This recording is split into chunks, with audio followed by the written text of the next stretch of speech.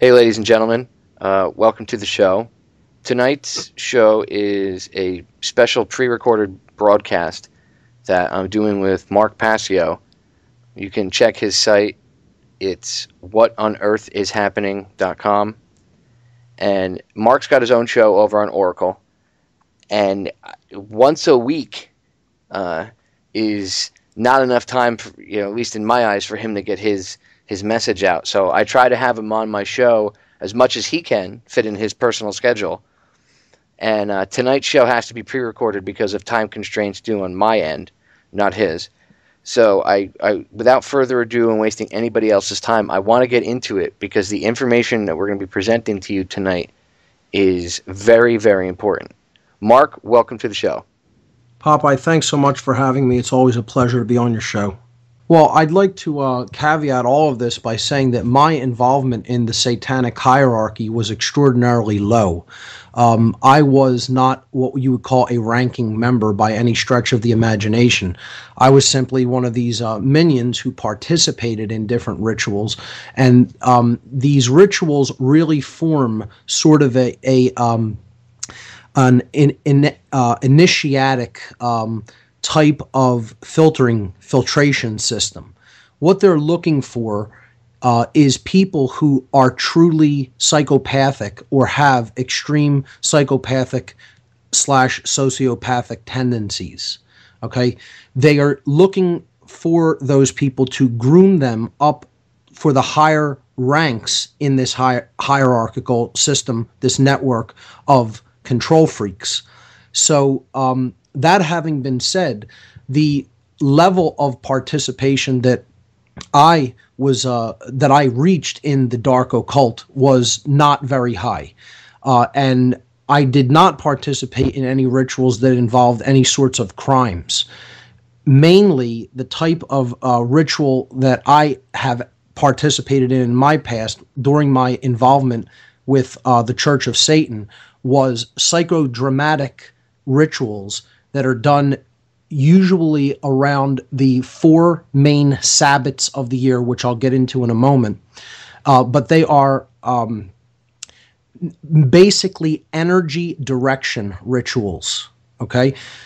In the dark occult, they know that energy and vibration plays a role in everything that we do.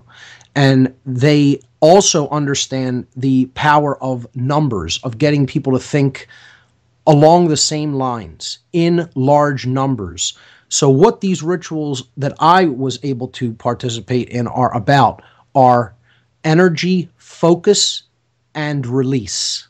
And there's 3 major kinds of rituals that are done in the form of Satanism that I was involved in. And these are destruction rituals, they're known as. One of them is known as a compassion ritual, believe it or not. And then there are sexual rituals. So the 2 main kinds of rituals that I really basically witnessed, and in no way was I, again, a director of any of these or somebody who was conducting them.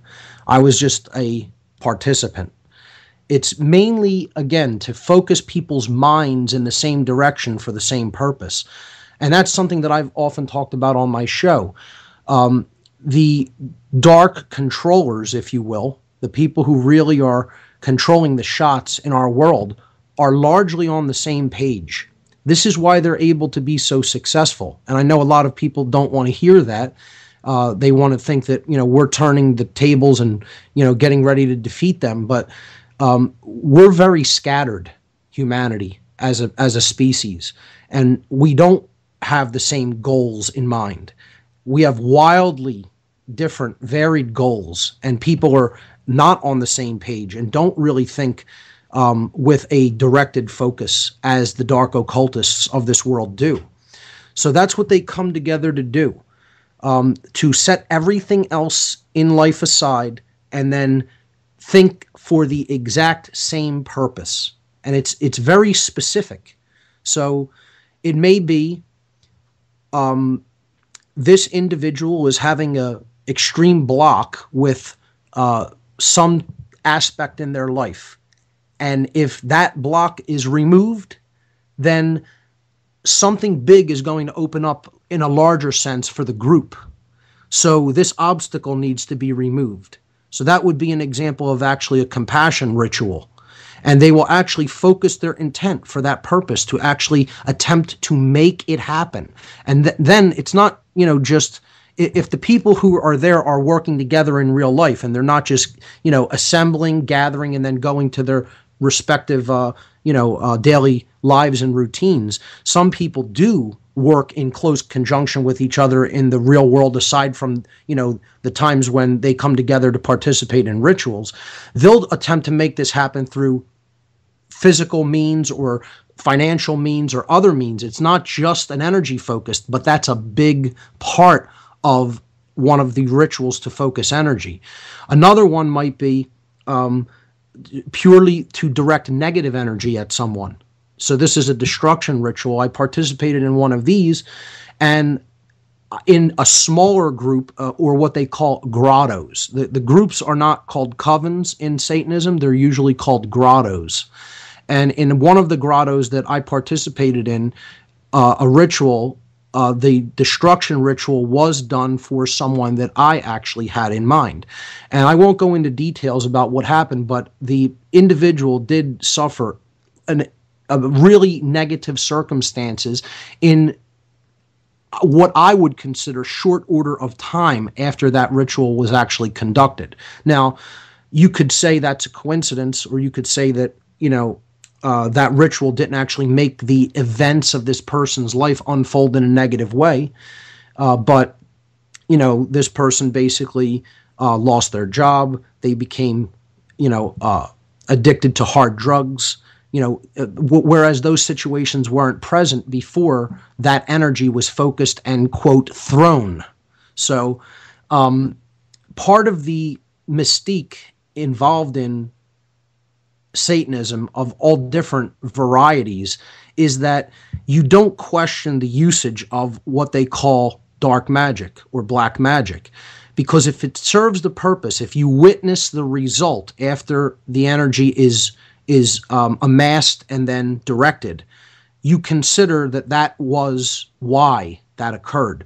To not basically give credence to that, and this is in their system of beliefs, what they say is then you are denying the power of the self to actually direct that, and in doing so, that confidence loss will never allow that really to happen for you again. So it'll say like that form of magic will like kind of backfire against you, or not, at least not backfire, but fizzle out and not work for you anymore. So their whole idea is to maintain a suspended disbelief, I guess you could say, and say, this is why it happened. It didn't happen for any other reason. It happened because we made it happen. And some people, again, they will be very dismissive of that. But I would say that this is how the law of attraction works at a certain level. If you can get enough people thinking the same thing, you can change events in the physical reality in which we live. Look, if you're going to get into the realm of conspiracy, you have to touch on this research. I don't think that religious dogma should block people, although I know it does. A lot of good researchers allow their religious dogma to block them from looking into this, and they just denounce this stuff as misdirection or crap and everything else. But you have to understand the things that your enemy is really up to if you have any hope of trying to defeat them and turn things around. You have to get into their mindset to the extent that you actually become a reference guide for that entire psychology. I love the way Michael Tessarion actually words it. He says, each one of us needs to become a walking encyclopedia of evil, meaning to understand how all of their methodologies and how their psyche functions. You have to know the mindset of your opponent when you sit down and play a chess game. And that's really what we're involved in, a war of strategy and a war for the minds of people. And if we don't understand the mindset, the psychology of our opponent, we're doomed from the very outset. So a lot of people are blocked in the sense that they'll make the statement that they don't believe in any of this stuff, therefore it doesn't affect them. And this is complete nonsense when you really think about this, because if you would sit down and try to make the statement, well, I don't believe in radical Christianity. I don't believe in radical right-wing Christianity. I don't believe in radical Islamic fundamentalism. So none of that can ever affect me. And of course this isn't true, because people who do believe in those things are willing to act upon their beliefs in the world. And therefore you absolutely can be affected by those ideologies. So this is just like any other religion, any other extremist form of religion, except this one happens to really be the one that lies behind the powers that shouldn't be in our world. Okay, they are Satanists and dark Luciferians at the highest levels. And, I don't know if we have time to get into what that ideology really entails. I mean, we can go into their year and the breakdown of these different points in the year and where they conduct their rituals, the times of the year that they conduct their rituals. Yeah, I'd like to get into that, and we have plenty of time. Go ahead, Mark, get right into it. I think the first thing I'd like to touch on is the basic ideology of Satanism, because most people, when you say Satanism, they have a completely erroneous view of what this religion actually is all about. They immediately think of, like voodoo-ish type rituals, and they immediately think of, the devil with a, horn and tails, and, all of the things that the Christian view of Satanism puts into people's minds. Now, I'm not going to tell you that extremely devastating, murderous rituals don't take place where people are killed, because they do, and tortured. That was not my level of involvement, because I developed a conscience after witnessing the kind of people that were involved in the lower level rituals that I attended at the beginning of, my involvement with some of these grottos. So I pulled back from it before going into deeper levels. So my level of involvement, again, didn't involve any committing of crimes or hurting other people or torturing people. It was largely ideological and religiously based. So the ideology of Satanism is ultimately what runs this world. And what I mean by that is it's not so much of a religious belief system as it is a way of living. It's a way of interacting with other people. And it's a mindset. It's a worldview. It's a way of viewing yourself and others in the world and then acting accordingly. That's really what Satanism is. So what the main tenets of it is the self is the most important thing in the universe. That's the God in Satanism. The ego is worshipped, okay, is put on a pedestal above everything else. And I mean in a very selfish and worldly way. Okay, so whatever's good for you is what is good. Whatever's bad for you is what is bad. It's moral relativism. Okay, there is no objective right or wrong in Satanism and dark Luciferianism. If the self benefits, that's what is good. If the self is harmed, that's what is bad. If doing something that harms others and benefits the self, okay, take an example where someone else is harmed, but you profit. That's good in Satanism, okay?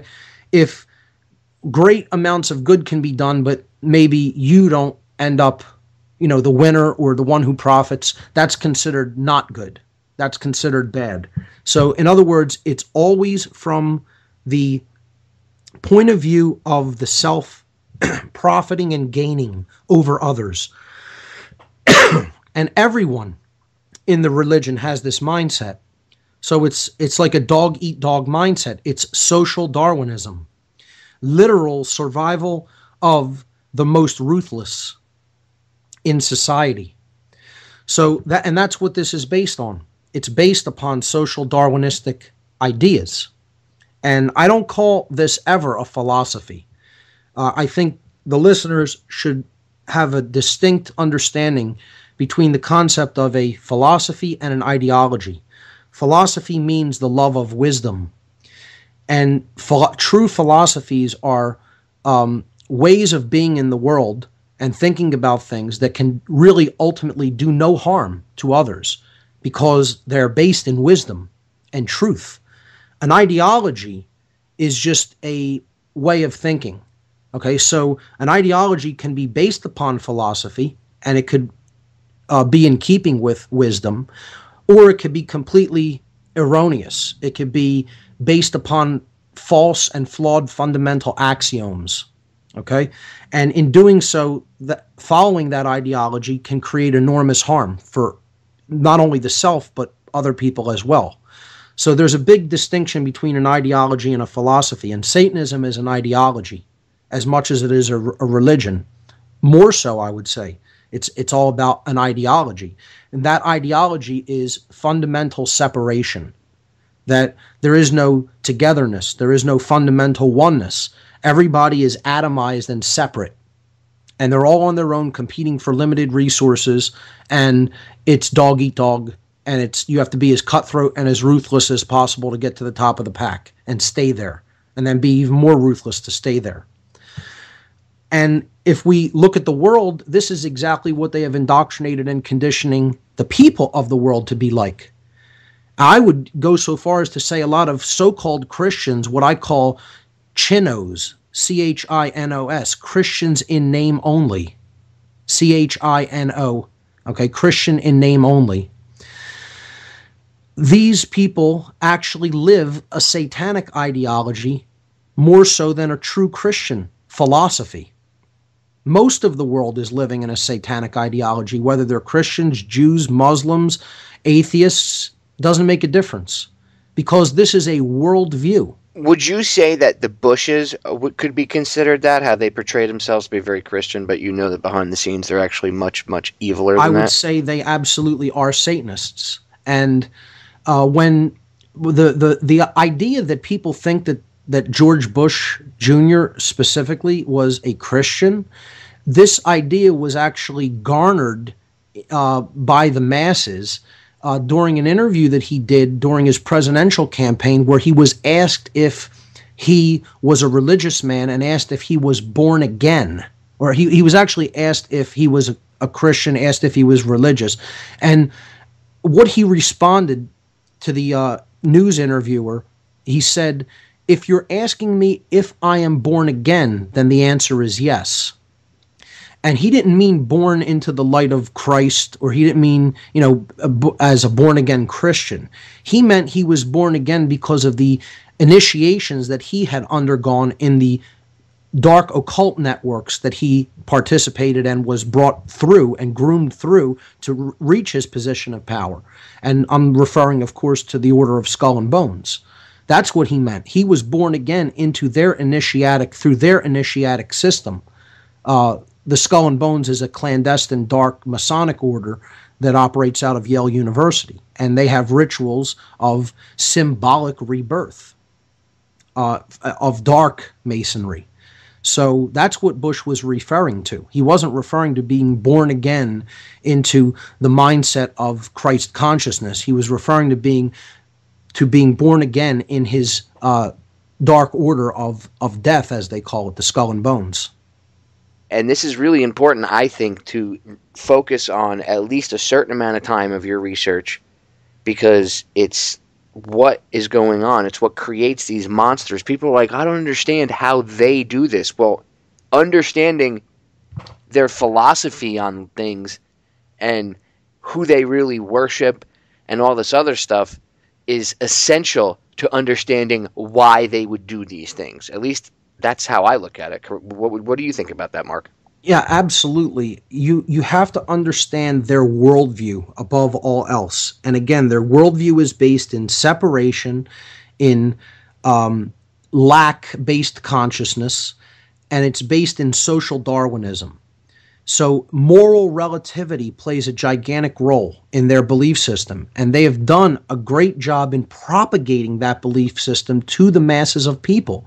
Most people in the world don't accept that there is objective right and wrong. There's this concept that they have of situational ethics, that certain things are, right for me in this situation and wrong in another situation. There is objective morality. You need to understand what right is versus what wrong is, because that's what our rights are based upon. Whether something is right to do because it does not cause harm to another living being. And if it does, it's wrong to do it. So morality is black and white. It's not shades of gray as people would have you believe. It's not relative. And I know that's going to be a hard swallow for most people out there because they're under this form of mind control through repetition that's been perpetuated and propagated their entire lives. When you keep repeating something over and over and over and over again to somebody, eventually they believe it. That's one of the greatest methods of mind control. And what they've done that most effectively with is the idea of moral relativism, because that's their number 2 tenet, I would say. Their number 1 tenet is self-preservation is the highest law, because the self is the God, because the ego is the God. That's what they're clinging on to above all else, is the ego mind. Okay? So their number 1 tenet is the self comes before everything else. Self-preservation is the highest law, no matter what I have to do to another person, no matter who I have to step on, no matter who I have to harm. The second tenet is there is no right or wrong. That's all relative. What's right for me is what's right. What's wrong for me is what's wrong. And just think about carrying those 2 basic tenets out into the world, propagating them as widely as you can, what kind of a world you'll have. And I would suggest that that's not a future scenario. That is what has already been done for probably thousands of years. And the world that we have today, the society that we have today, is based upon this religion. This is why they call it the old religion. It's not called the old religion for nothing. Okay, it's just they want to maintain this worldview and bring it into a new form of control, which they refer to as the New World Order. But it's just propagating the same ideology into a different form into the modern world. It's all there to get people to stay rooted in the ego mind and never, never recognize any level of oneness. Most of all, oneness within the self, to unify one's own thoughts, emotions, and actions. They want everybody atomized and separated, but above all else, separated within, so that their actions are always in betrayal of their emotions and thoughts. And I'd say that they're extraordinarily successful. They're doing a phenomenal job of it because, I don't personally really see a mass awakening happening. I don't see people coming on the same page, even with these protests, my words can be construed as harsh on this, but I don't see the people there having anywhere near the fundamental level of knowledge that is going to be required to defeat the controllers of this world, to bring them down out of their ivory towers and actually have them relinquish the reins of power, because they don't have enough knowledge of the mindset that's really driving this. They don't have enough knowledge of the occult. And some of them don't even think that the occult exists, that it's not real because they don't believe in it, which is, again, it's a naive child's way of looking at this. Instead of attempting to discern for yourself whether this is real and whether this is actually going on, and there's abundant evidence to do that, people want to just make up their mind based on an opinion or a like or a dislike, and moreover, they want to make it up based on denial, because they would rather call someone a conspiracy theorist rather than entertain the notion that this is simply extremely uncomfortable truth. And they don't want to look into it for that reason, because it makes them afraid. They're afraid of what they might find out at the bottom of that rabbit hole. So they decide, I'm never going to go down there. So that's the main thing, is we need to understand their mindset. Okay, we need to understand that mindset most of all, because that's the mindset they have given the people of the world. The people of the world have their mindset. And that's what needs to change. The reason we need to understand their mindset is so we can get out of it. Most people are living in a satanic worldview and don't even know it. They don't even know it, because they grew up that way. That's how their parents taught them, and that's how they're going to teach their children. And that's the definition of actually not being raised in consciousness. It's not actually developing a true conscience, because developing a true conscience and leaving the animalistic instincts and the base animalistic ways of behavior behind and moving upward in consciousness to become truly human. What that entails is the development of a conscience.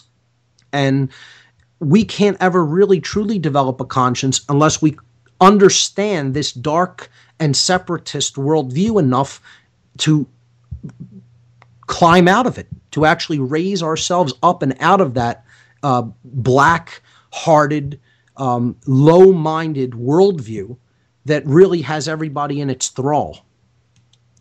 And they propagate that worldview every single day in their media, on television, in their newspapers and magazines. This is all you'll really see, is we need to do what's in our best interest and everyone else be damned. And that's what's going to happen. You know, that's their mindset, and that's how they want everybody thinking. They want everybody saying, I need to only worry about me. I need to only worry about my situation. This is what the mindset cops are in. Police and military are totally in this mindset. I'm a military guy. I'm going to go and join the military, and I'd be willing to drop bombs on people just because, I'll get a free education, and I'll get a paycheck, and I'll get a pension. You know, I go into the police force because I, want to have a job that's secure and have a pension and a good paycheck. And I don't care whether I'll be asked to abuse rights. I'm not there to question that. I'm not there to ask people whether there's actual right behind that action. If I'm not there to think, I'm there to unquestioningly follow orders and just go and do what I'm told as long as I get that paycheck, because all I'm worried about is me. See, that's the mindset. And people want to deny that and say that isn't the mindset of most of these people. It absolutely is the mindset of these individuals. That's their mindset. You could bring up a million examples of how their actions are actually in violation of other people's rights, and they'll say, yeah, but this is my situation, I got a family to feed, etc., etc., etc. Endless amounts of justifications. And I'm telling you right now, the people who are in ownership, not just direction of, that too, but they're in ownership of these institutions. Okay, they own and direct these institutions. At the highest levels, they are Satanists. And I'm telling you from firsthand experience, because the people, that's another thing you have to know about these rituals that are done, and when they are taking people to groom into the hierarchy, the satanic hierarchy networks, okay, which after you would be groomed out of one of these lower level networks that interfaces with the public, you would go up into other think tank groups, or you would go up into other affiliate orders. Okay, so the Skull and Bones order is much higher on this, but again, that's mostly a bloodline connected thing, and the elite are mostly running something like that. That's much higher up in the hierarchy, as is something like the Club of Rome, or something like the Bilderberg Group, which, in something like that, you're not going to work your way up into that. That's something like you're either born into, or you have extreme power through and connection through some other mechanism of finance or media, and therefore you're welcomed into an outer circle within a group like that. But there's always an inner circle that's bloodline. Okay, you don't work your way into that. You're born into it. So this grooming process, again, is attempting to identify the psychopathic individuals. And I had extreme psychopathic tendencies. I was never like an actual psychopath, but my worldview made me have tendencies that actually were quite psychopathic. And this is what I would say you can see in the police and the military of the modern world. They are basically indoctrinated, and then through their rituals, which mimic trauma-based mind control rituals, they are actually being turned into psychopathic individuals. Again, I'm not going to use the word actual psychopaths, because there's a difference between a life psychopath or a psychopath that is born a psychopath. And there is such a thing as people who are simply born without the ability to experience emotion. What I'm referring to is a created psychopath. Okay, so I'll distinguish that by saying that they are psychopathic, that this is a condition that their brain and therefore their psyche is existing in, and they have been conditioned to be that way through segregation from society, repetition, breaking someone down physically, feeding them only certain types of foods, exposing them to only certain types of ideas and media, etc. These are the classical techniques of any cult. And what I've just described in those few methods are the methodologies through which the police and military indoctrinate their initiates, because it is a system of initiation into a cult. It's no different than initiation into the dark occult schools. Okay, it's the same thing. You set the society up as separate than everybody else. Well, you're not these people. You're a separate group. We're over here, and everybody else is over there. Okay, and you need to actually. They don't do this amongst the public. You know, in training for the military, you go to boot camp and you stay there, and you're completely segregated. So segregation is a big part of this.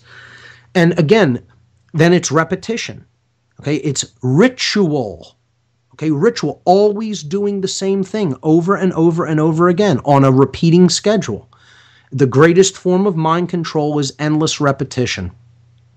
And ritual, okay, because these are things all associated with the base brain, the reptile complex of the brain, the reptilian mind.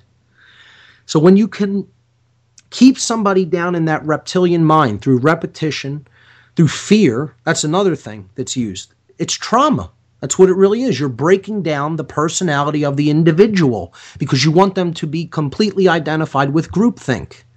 It's the same thing in a cult, in any cult. It's the same thing in basically any religion. You're saying, this is who you are. You're not like any of the other people. This is your set of beliefs. This is how we do things. It's a repeated thing over and over and over again, the same words, the same movements, the same gestures. Okay? And fear is a big part of it in, like let's take military boot camp for an example.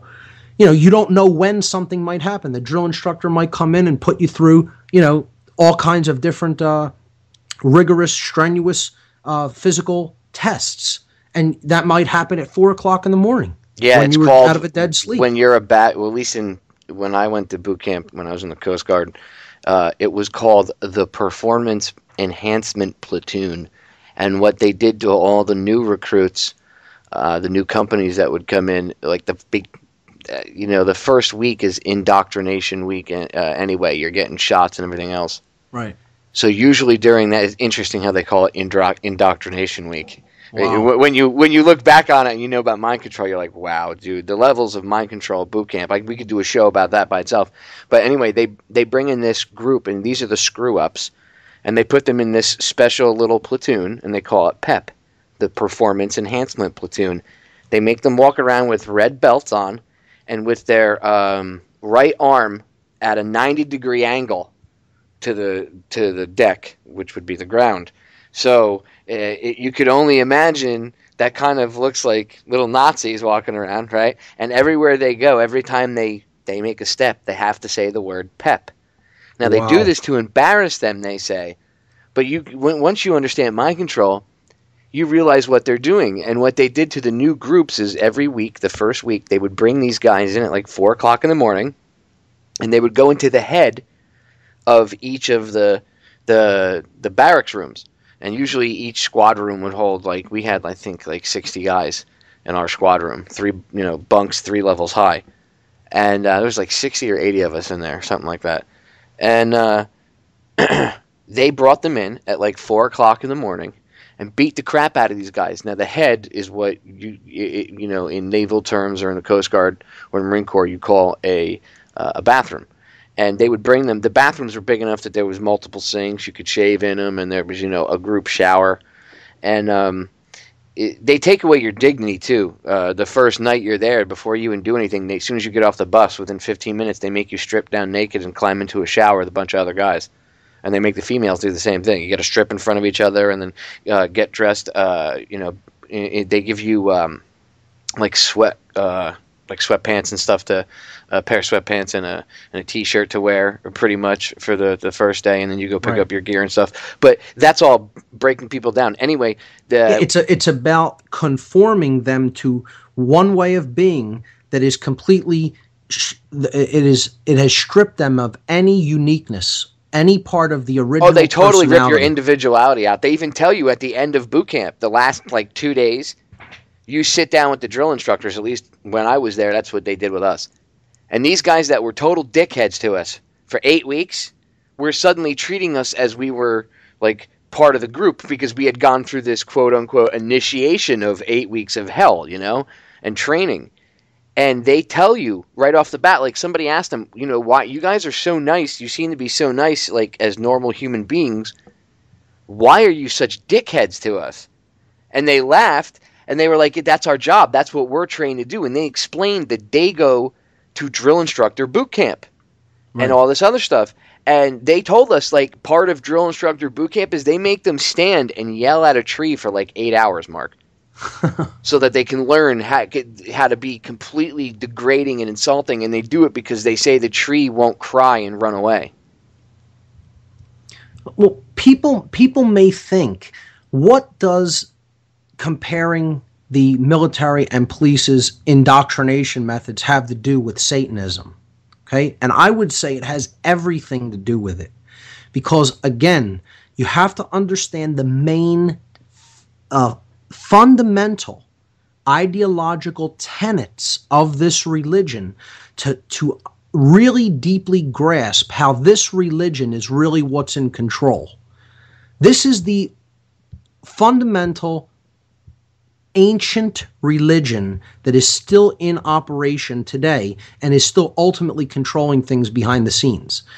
Again, when I was in this, I guess you could call it cult, that's what it was, they referred to the people who actually we think of as the controller class, the military and police.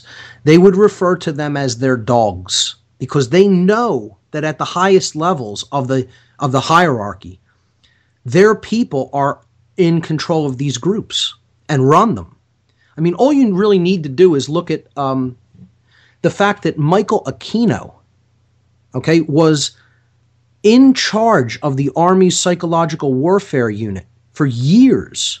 And this guy was simultaneously the head of one of the largest West Coast, or the largest West Coast, one of the largest in the world, I should say, dark occult orders, the Temple of Set. I mean, just look this guy's name up. He was brought up on charges for child abuse and pedophilia. You could. He was named in the Franklin cover-up. There were witnesses that named him as an abuser. Sure. And if you look up Kathy O'Brien and Mark Phillips, she even says in her book, The Transformation of America, and for the listeners that aren't sure, Kathy O'Brien is a mind control survivor, and she's come forward with what she knows. There's also a lady named Bryce, but I can't remember her last name. I think it's Bryce Taylor. That's what it is, Taylor. Another one. She's her book is amazing too.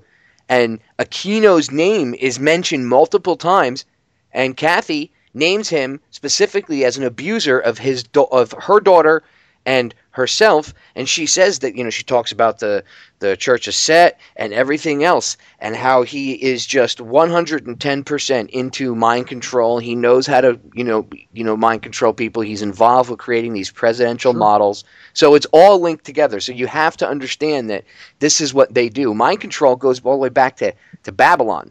A lot of people are mistaken, and they think that it was some stuff that the Chinese invented, and and we picked up from Korea and then brought back here. No, these are well-known techniques that are ancient, and Aquino is himself an expert in electronic forms of trauma-based mind control, where someone's brain is basically hit with enough electricity that you can create compartmentalization in the human psyche, or splinter personalities, to then program one of the individual personalities that's fractured off from the main personality in order to hide from the trauma.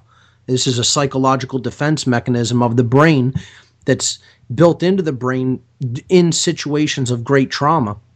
The brain will actually create an altar, it's called, that the active mind can hide in, while the subconscious goes and inhabits the part that's experiencing the torture. So at the subconscious level, you'll still, at some place be able to know that event happened to you, but it won't actually surface in the conscious mind.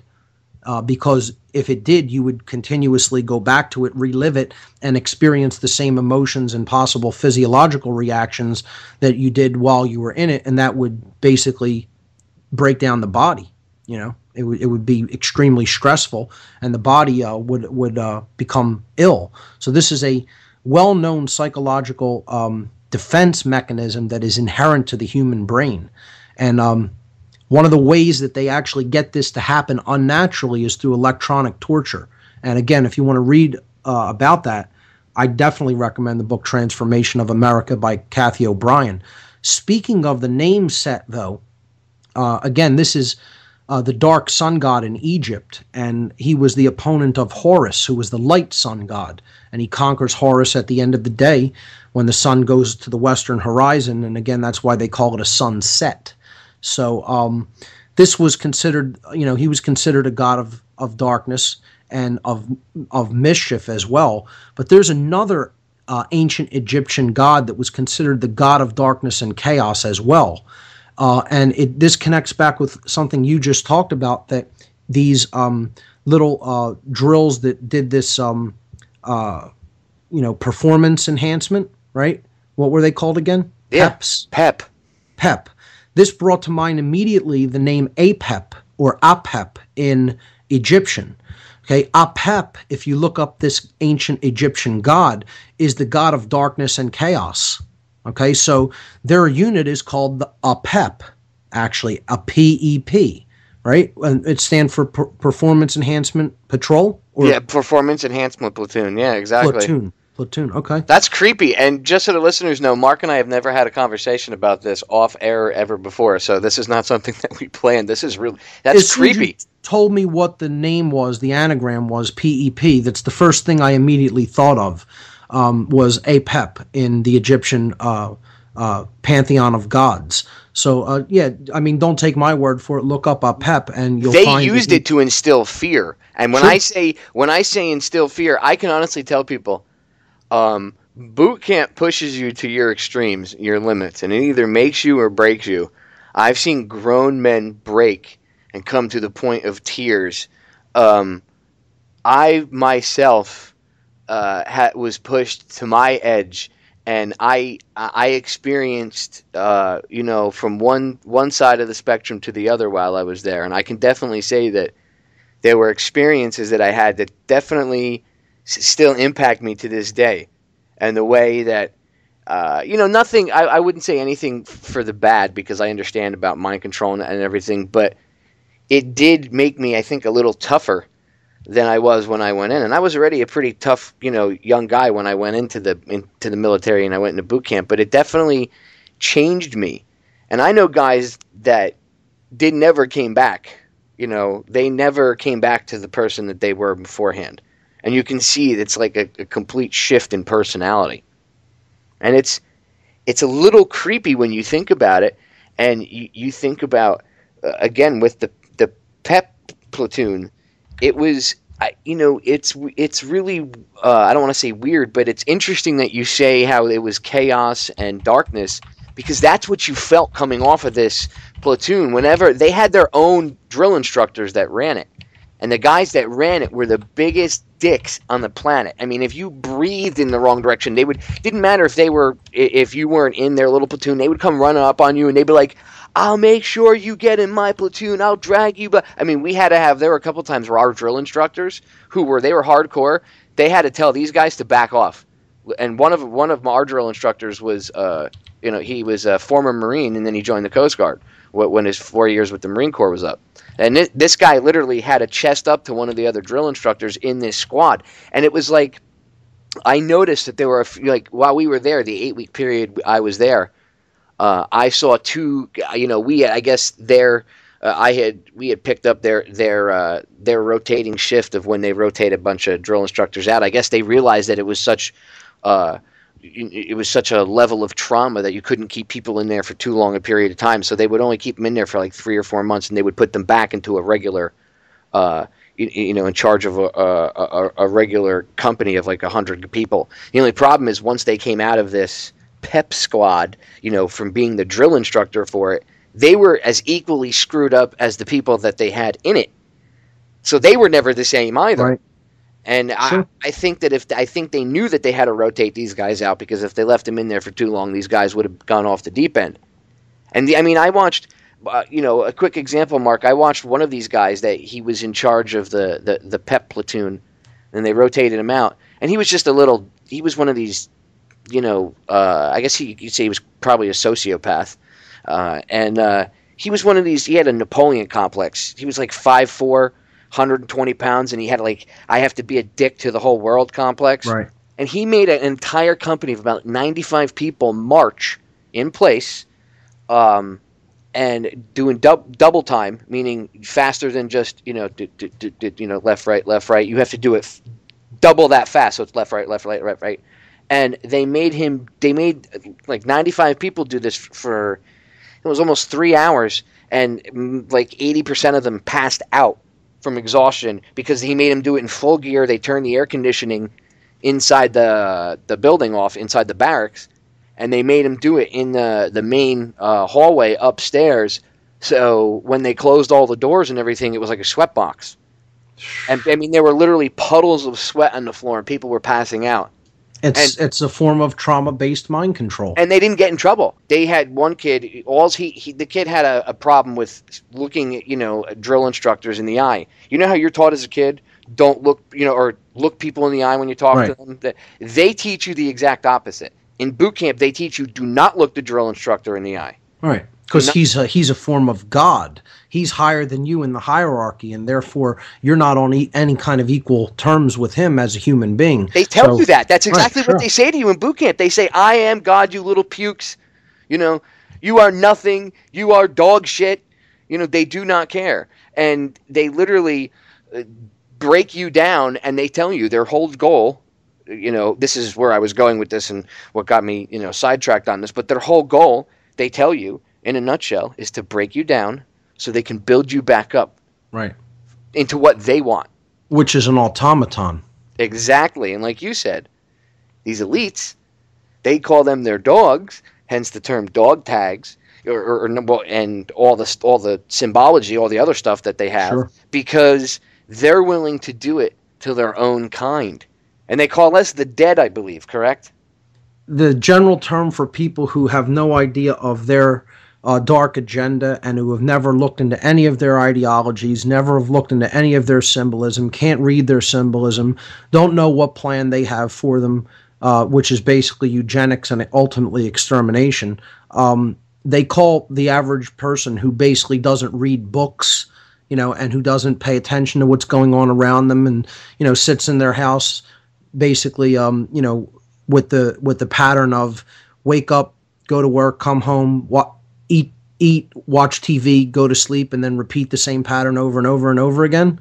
They call people like that the dead, because they consider that they're not really intelligent, they're completely apathetic, and they'll just continue to do the same thing over and over again, and not care that our rights are being taken away, not care that there's total social inequality and injustice in the world, and they won't take any action.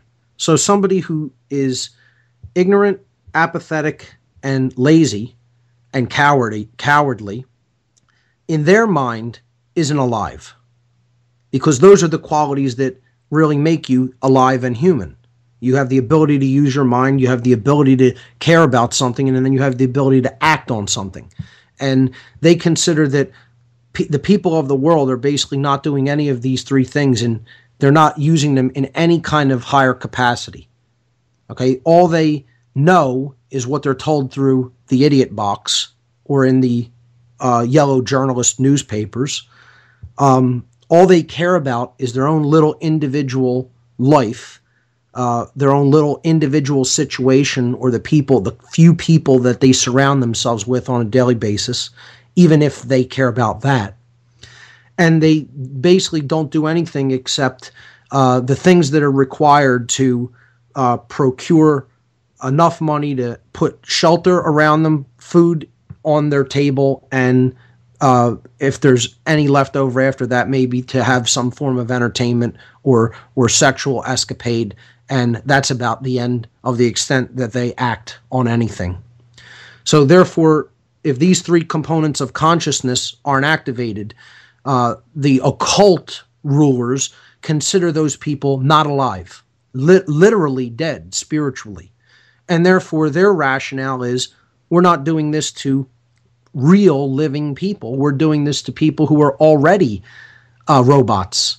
And therefore, we can't really be held accountable because these are just dead clumps of flesh, dead clumps of matter. They're not really human beings. That is literally how they think of this. I'm not paraphrasing or, putting my spin on this. I'm telling you, that is exactly how they think of the average person. And I've, heard this from them. And when you were involved in this, that's why I wanted to, you're like the perfect person because you have, from an insider, a former insider's view, you understand better than anybody could. And I want to stress the point that it's not like gothic kids that are doing this. Oh, this is doctors, lawyers, police chiefs, people that you would assume to be, every profession. Yeah, pretty much every profession. Judges, okay? I saw judges, doctors, lawyers, teachers, you name the profession, people in healthcare, doctors, you name it, they are involved. Because they're trying to groom people in position that are already in positions of power to do their agenda. The more uncaring and unfeeling they see that someone is, that's who they try to groom. And what I want to get you to understand is the psychological profile that they're trying to work up. Before we move on to more about the rituals, and I want to go through their calendar, and I want to talk about where some of the really even more dark and insane rituals take place, and some of the work that people can look into, and people that some of the researchers that people can look into to learn more about this. I'd like to, if I may, go over some of the things that the information that they procure from you when you become involved with one of these groups. So I have an application that I actually filled out when I was younger to become a member of the Church of Satan. And I'd like to show you what the profiling that they do even at an early stage. But then when you get around some of these individuals, there's more extensive profiling.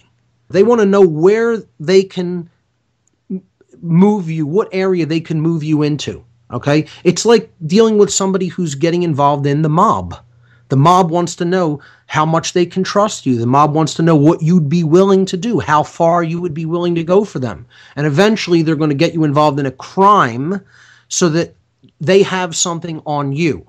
Now, that did not happen with me.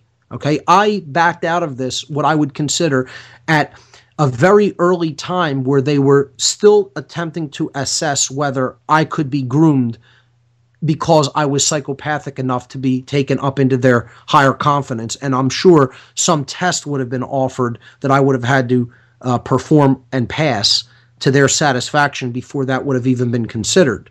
But again, I developed a conscience by recognizing how this hierarchy was actually working, how it was manipulating people, and how it was attempting to groom people through this psychological filtration system, you could say, to identify the most psychopathic among them.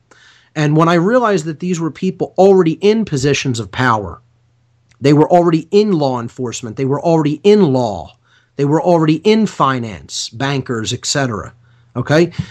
I realized that this was not just some club of people who were interested in philosophical ideas or ideological positions or ritual trappings or the exploration of magic and occult ideas. These were people who were actively involved in shaping the world. These are social engineers at the highest levels. That's what this is all about. This is about changing the world into the thing that they want it to be and ensuring that ways of being in the world are perpetuated and other ways of being in the world are not made possible. That's what this was all about. When I realized that, I said, I can't continue to maintain involvement in this. I was still basically infected with their mindset to a large extent. I would say it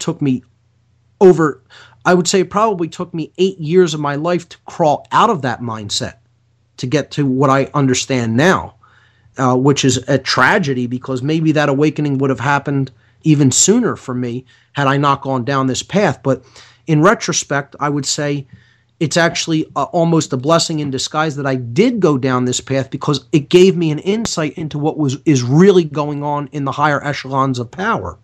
So check out this psychological profiling that they're doing, even for just very beginning membership, okay? And tell me if you've ever filled out anything that's this extensive, all right?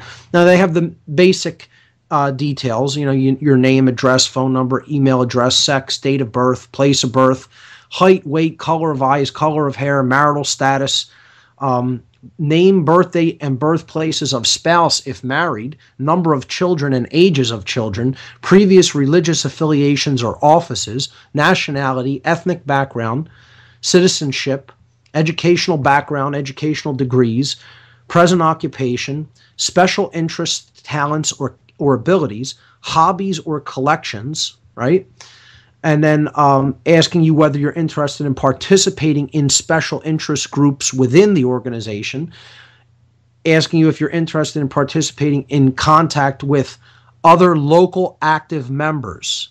That was a key for me because they will put you in touch with other people who run grottos in your area. And that was where my level of involvement began and ended. Interested in serving as a contact point or media representative in your area. I also did this. I did many interviews and wrote pieces for different zines, and I was involved in music back then. So I wrote, on Satanism for different small magazines and fanzines back then. But that's the first page. The second page is just a list of questions that you have to give response to in essay form on separate paper that you enclose with the application. So it's like these are all essay questions that you need to answer for them so they can get into your mindset. Now here's the questions on page 2, which again, you don't write your answers on that page. You actually enclose, multiple sheets of paper with your answers written on them or typed on them in response to these questions. So what were your impressions of LaVey's book, The Satanic Bible? And again, this is a book of ideologies on Satanism.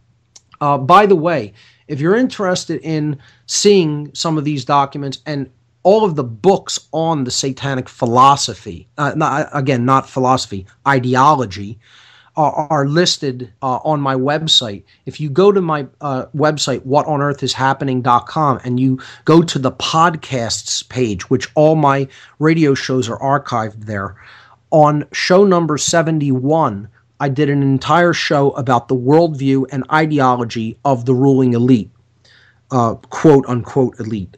And this show is about their religion. It's about what they call the left-hand path, Satanism and dark Luciferianism.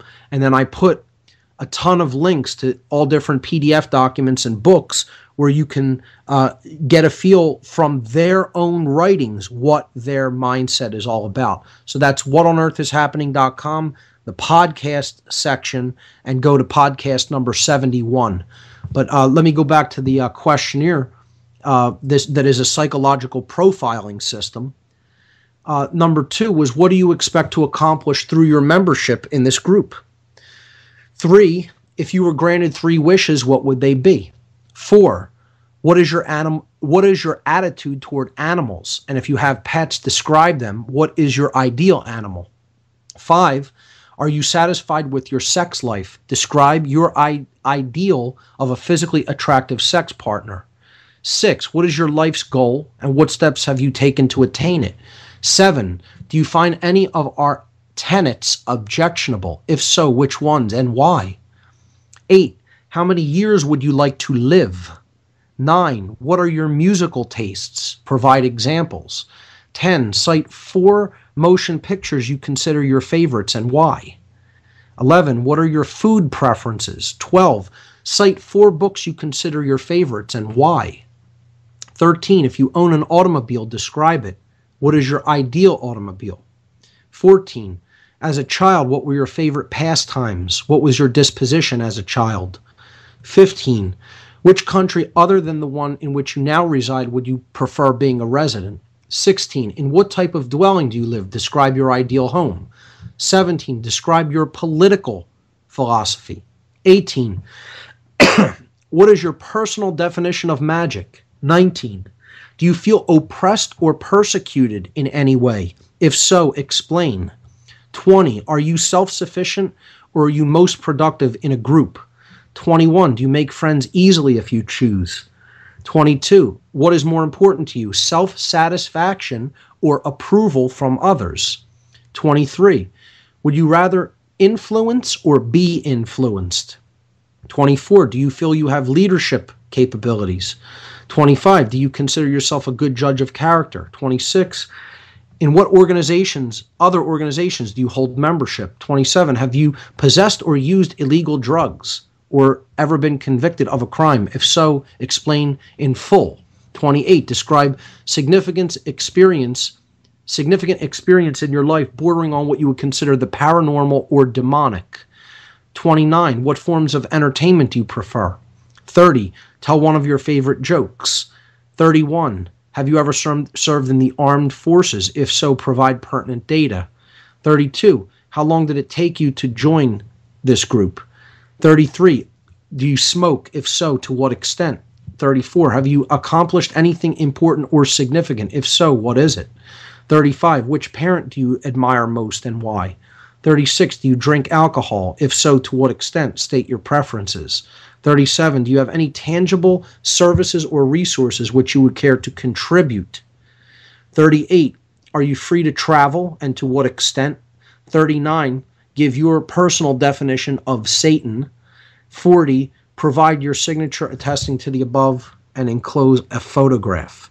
Now, that's about as extensive of prying into one's personal mindset, preferences, likes, dislikes, and ideologies as anything I could possibly imagine. Have you ever seen any kind of a extensive profiling in any application? Not like that. I mean, I've seen it, but that is... the military is like that. When you go to fill out an application to join the military, they do an FBI background check on you, and it's got to be 15 or 20, at least the one I filled out was like 15 or 20 pages of crap you had to fill out and provide all this information. They wanted you to go back on your employment history for like 10 years. The VA wanted me to do that kind of stuff too, and I was like, are you insane? What do you need to know about my employment history before I was in the military? I was like, I'll give you starting with military and then since then, but that's all you're going to get. You're not getting anything else.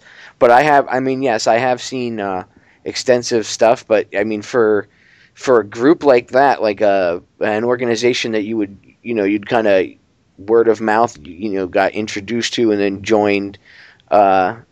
And that goes to show you that they are, just like any other intelligence agency, controlled by the very same people. I mean, intelligence agencies came about from these kind of groups.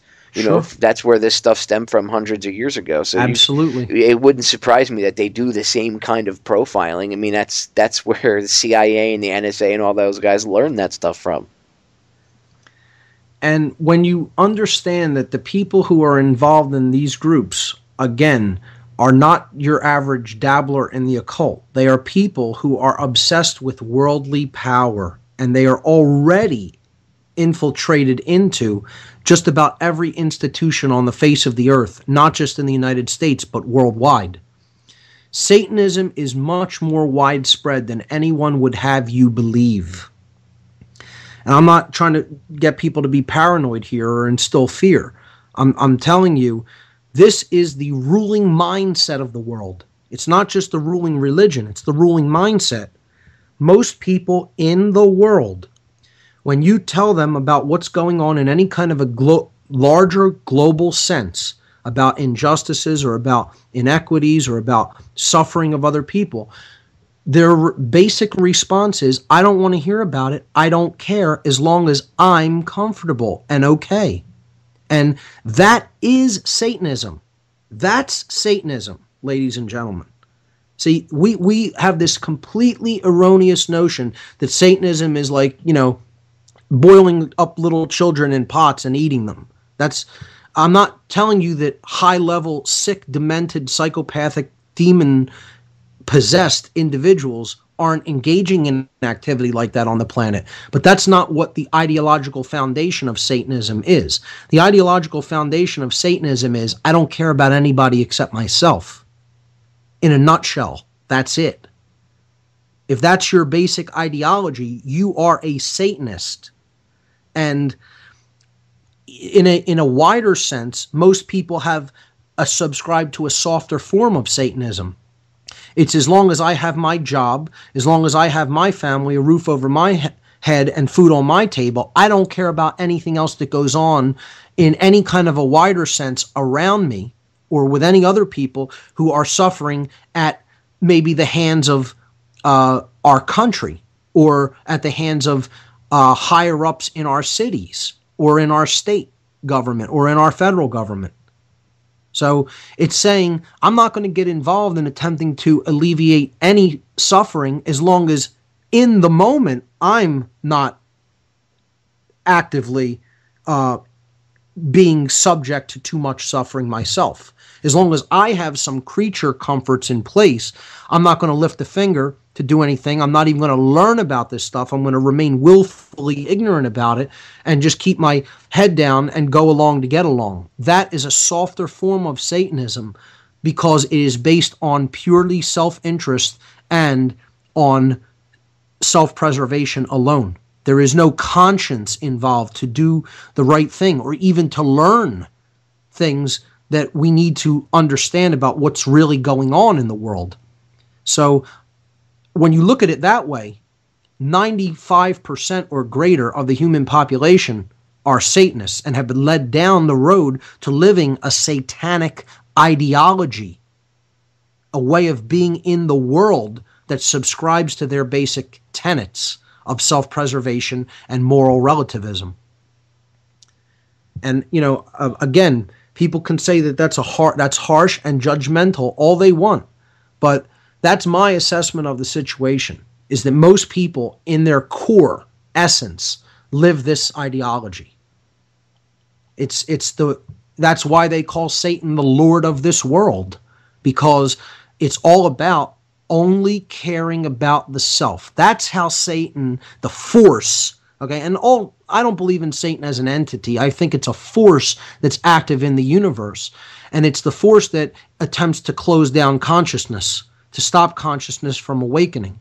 And you could get into, well, where did that force come from? Maybe we're not meant to understand that, or maybe we never will, not in human form anyway. Maybe we will, who knows? But that force exists. In ancient Hebrew, it's referred to as Shatan, okay? So Shatan simply means the adversary or the opposer. This is the force that tears us apart internally. such that we don't ever unite our actions with our thoughts and our emotions.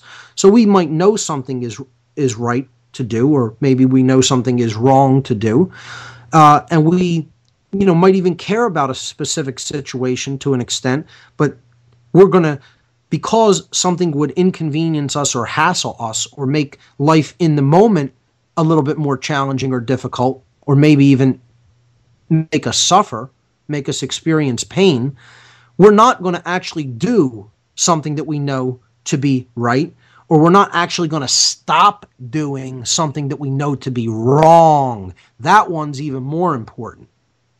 Because so many, I keep telling people, the New World Order is going to be created, the Dark New World Order is going to be created by people continuing to do things that ultimately, deep down in their psyche and deep down in their heart, and they do have the ability to know the difference between right and wrong. It's not ever killed completely within a person unless they've been put under extraordinary trauma-based mind control. I mean the real form of hard trauma-based mind control.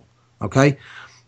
That form of knowing the difference between right and wrong within, to intuit it at a fundamental level, is present within everybody. The dark society that we're heading toward really rapidly is going to be built and completed if people don't stop doing things that they know deep down in their soul they don't have a right to do. It's all about the embrace of the negative, in the sense that it's not about what we need to do, it's about what we need to stop doing. We need to stop waging wars of imperialism. And that is only going to happen when individuals make the decision that they're not going to support an agenda to go into other countries when those countries have not actually attacked us, not based on what they think they're doing or think somebody told them that they're going to do in some future time. Okay? It also means stop the violation of other people's rights here at home. Just because you've been told you're allowed to do that, because some law's been written down in man's law books, even though this action completely goes against natural law, because it's actually arresting someone from engaging in their natural law rights, stopping them from doing an activity that they have every right to do. And this is what the police are doing on a day-to-day basis, just because they receive a paycheck to do it. Ultimately, that's the symbol of their God. In Satanism, the symbol that represents the dark god is money itself. Money is the symbol that represents the thing that gets people to go along with this dark force, that keeps consciousness down, that keeps consciousness low, that keeps people from ever recognizing the true self, that keeps people ever truly consciously recognizing the real differences between right and wrong. That's always accomplished through the occult power of money. In Stalinist Russia, and then, into all the way really up to the collapse of the Soviet Union, these individuals who propagated the totalitarian regime of communism would have continued to do it indefinitely. They never, ever woke up from their trance and realized what they're doing is wrong. Do you think the Nazis of Germany ever would have actually woken up and realized what they were doing was wrong? They would have kept doing it indefinitely until someone stopped them. The same thing could be said of the Soviet regime. These people would have continued to do this. The only reason that they actually ever came out of that condition is because the money flow that kept that machine going dried up. And they stopped identifying with the job because the job was no longer providing them the only thing they wanted as a result for doing those immoral actions: money. And I would submit to the people listening to this now who say, well, what's the way that we get people out of this mindset? I have dark news for you. I don't believe that there is any way of getting people out of that mindset with any amount of information, because these people have willfully made a decision to turn against their conscience and to turn against the true God of creation and to turn against moral right. They are not interested in moral right. They don't want to know the difference between right and wrong. They want moral license, which doesn't exist, to turn their back on the truth. That license does not exist. They want moral license not to exercise their own true free will. They want moral license not to exercise true personal responsibility. They want to hand their mind over to someone else who tells them what to do. And this is true of not just some of the people who are in military and police. And I'm not under the mind control that other people are, that no blanket statements are true. There are blanket statements, 100%, bar none, statements that are true. And the statement that is true, that is a blanket statement here, is not one person who goes into one of these institutions, okay, is a true individual. Every one of them, in some form or another, wants to hand over their individuality to the hive collective mind, or they wouldn't be there. They wouldn't be doing it. They would not ever join that position. They would not ever go into that. It's not for a job. There's tons of other jobs that you can go and do and look into. And I don't care how bad the economy is.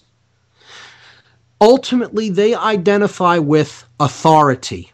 They think that there is such a thing in this world as the authority of man. They've bought into this ideology, okay, that there's a hierarchy, and it's based in authority that these people have, and they're allowed to do these things, even if it violates natural law, even if it violates the rights of the individual. It was written down. It says so in a book someplace. They're allowed to do that. So I'm not really doing anything that's wrong. You know, I've been given license and permission to do this because it's written down someplace in a book, scribbled down on some paper someplace, and it's called a law book.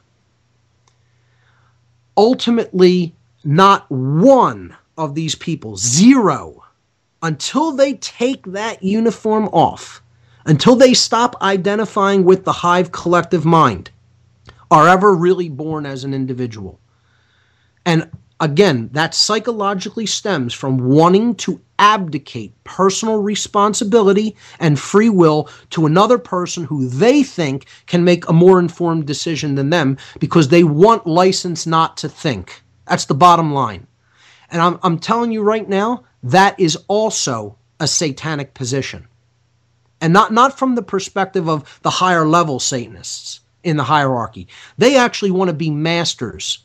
Okay, but they're the foot soldiers of this satanic army. Because the whole satanic army is about puppets on strings all the way down. And there's only one puppet master at the top. And that's not even in human form. That's a force. That's a disembodied force that is simply trying to eradicate free will. I know myself. I was always an individual before I went in, but I can say that I had this big fight within myself because everything inside of me was screaming, you know, you're gonna have to give up your individuality and everything else.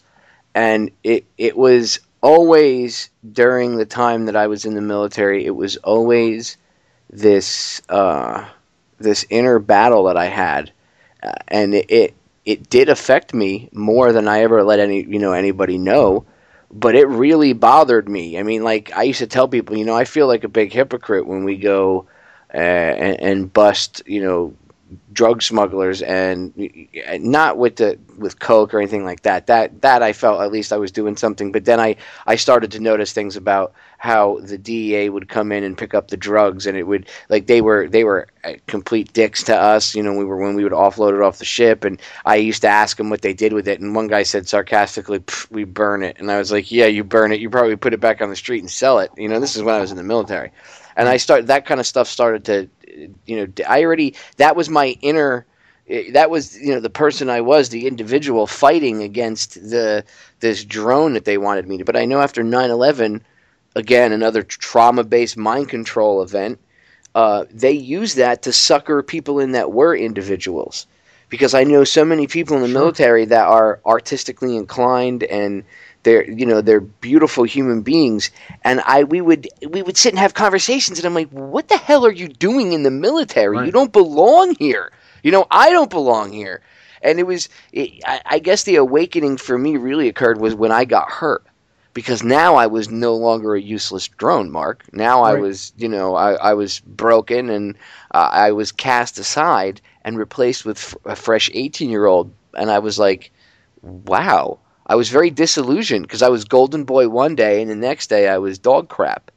And that's when that inner fight started to, for the longest time it was always a 50-50 match, and then that was when it started that, my inner self was like, I can't put up with this crap anymore. Right. But see, they don't let you have any sort of individuality. I am covered in tattoos. When I was in the military, I would get tattooed all the time. Just like I get tattooed now, and sometimes even more so.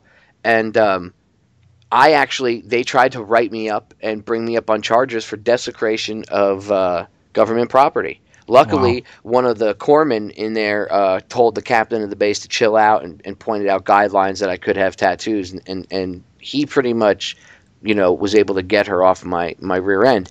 But she wanted to bring me up on charges for destruction of government property. Because you contract out with them. And Sure. I got to tell you, when I signed that contract in MEPS, in the Military Entrance Processing Center, I got to tell you, Mark, that as soon as I signed it, my soul was screaming, you just made the worst mistake of your life. And I even said, I handed the paper in, and I went home and I said to my mother, I said, why do I have this feeling I made the worst mistake of my life? Why do I have this feeling? And it was my individual inside screaming, because I think it knew what was going to happen. What I was going to go through. And luckily, my inner soul, my soul itself, my inner being, my individuality is much stronger than other people's. My sense of individuality is stronger. And So it eventually came through. Exactly. It was able to shine through. Even for all the crap they piled on, it was able to come through.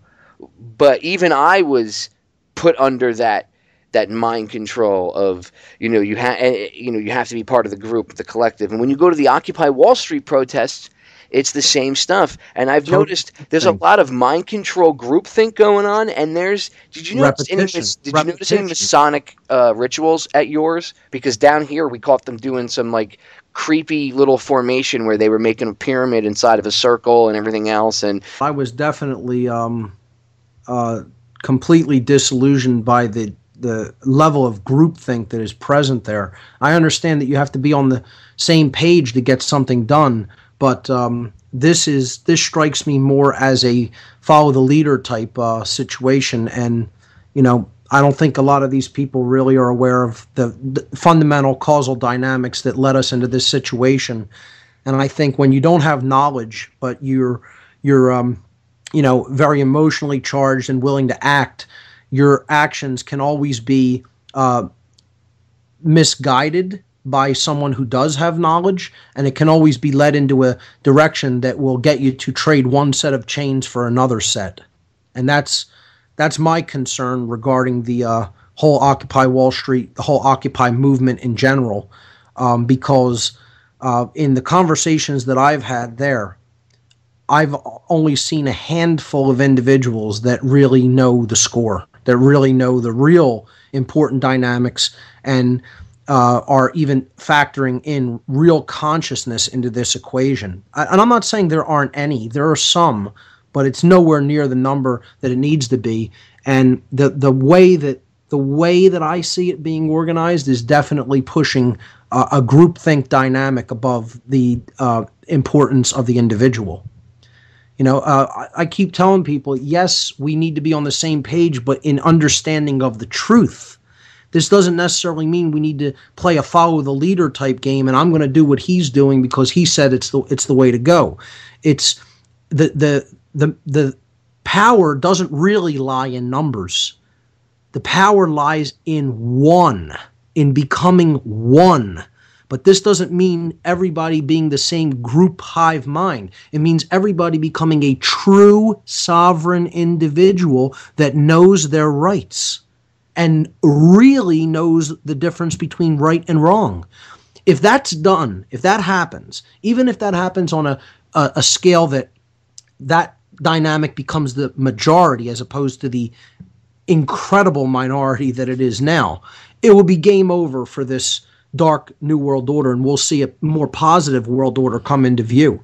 But with the dynamic of groupthink in place, it's, like I said, it's no different than the false left-right paradigm that we have in politics now, and it'll be a group of people who basically become the new power structure that will basically be just changing the banner and changing the names, but it will really be same boss, new boss, same as the old boss. It'll be trading one set of chains of slavery for another set that just have different colors, and maybe they're painted differently, and maybe they have nice paint on them, but they'll still be chains.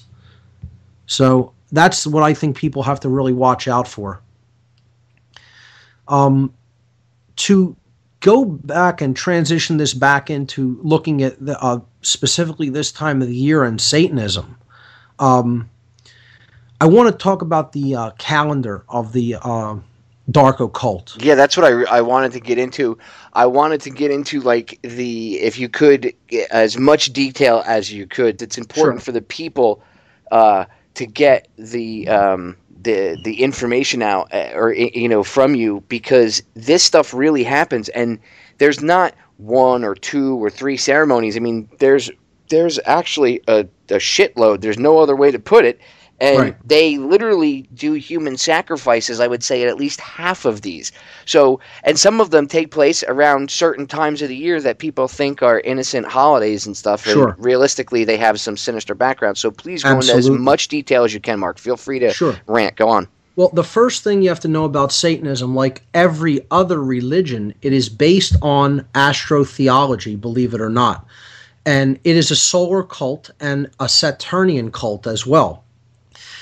The sun plays a gigantic role in every major religion, but no greater role than in what is termed the old religion. This is the oldest religion there is, okay?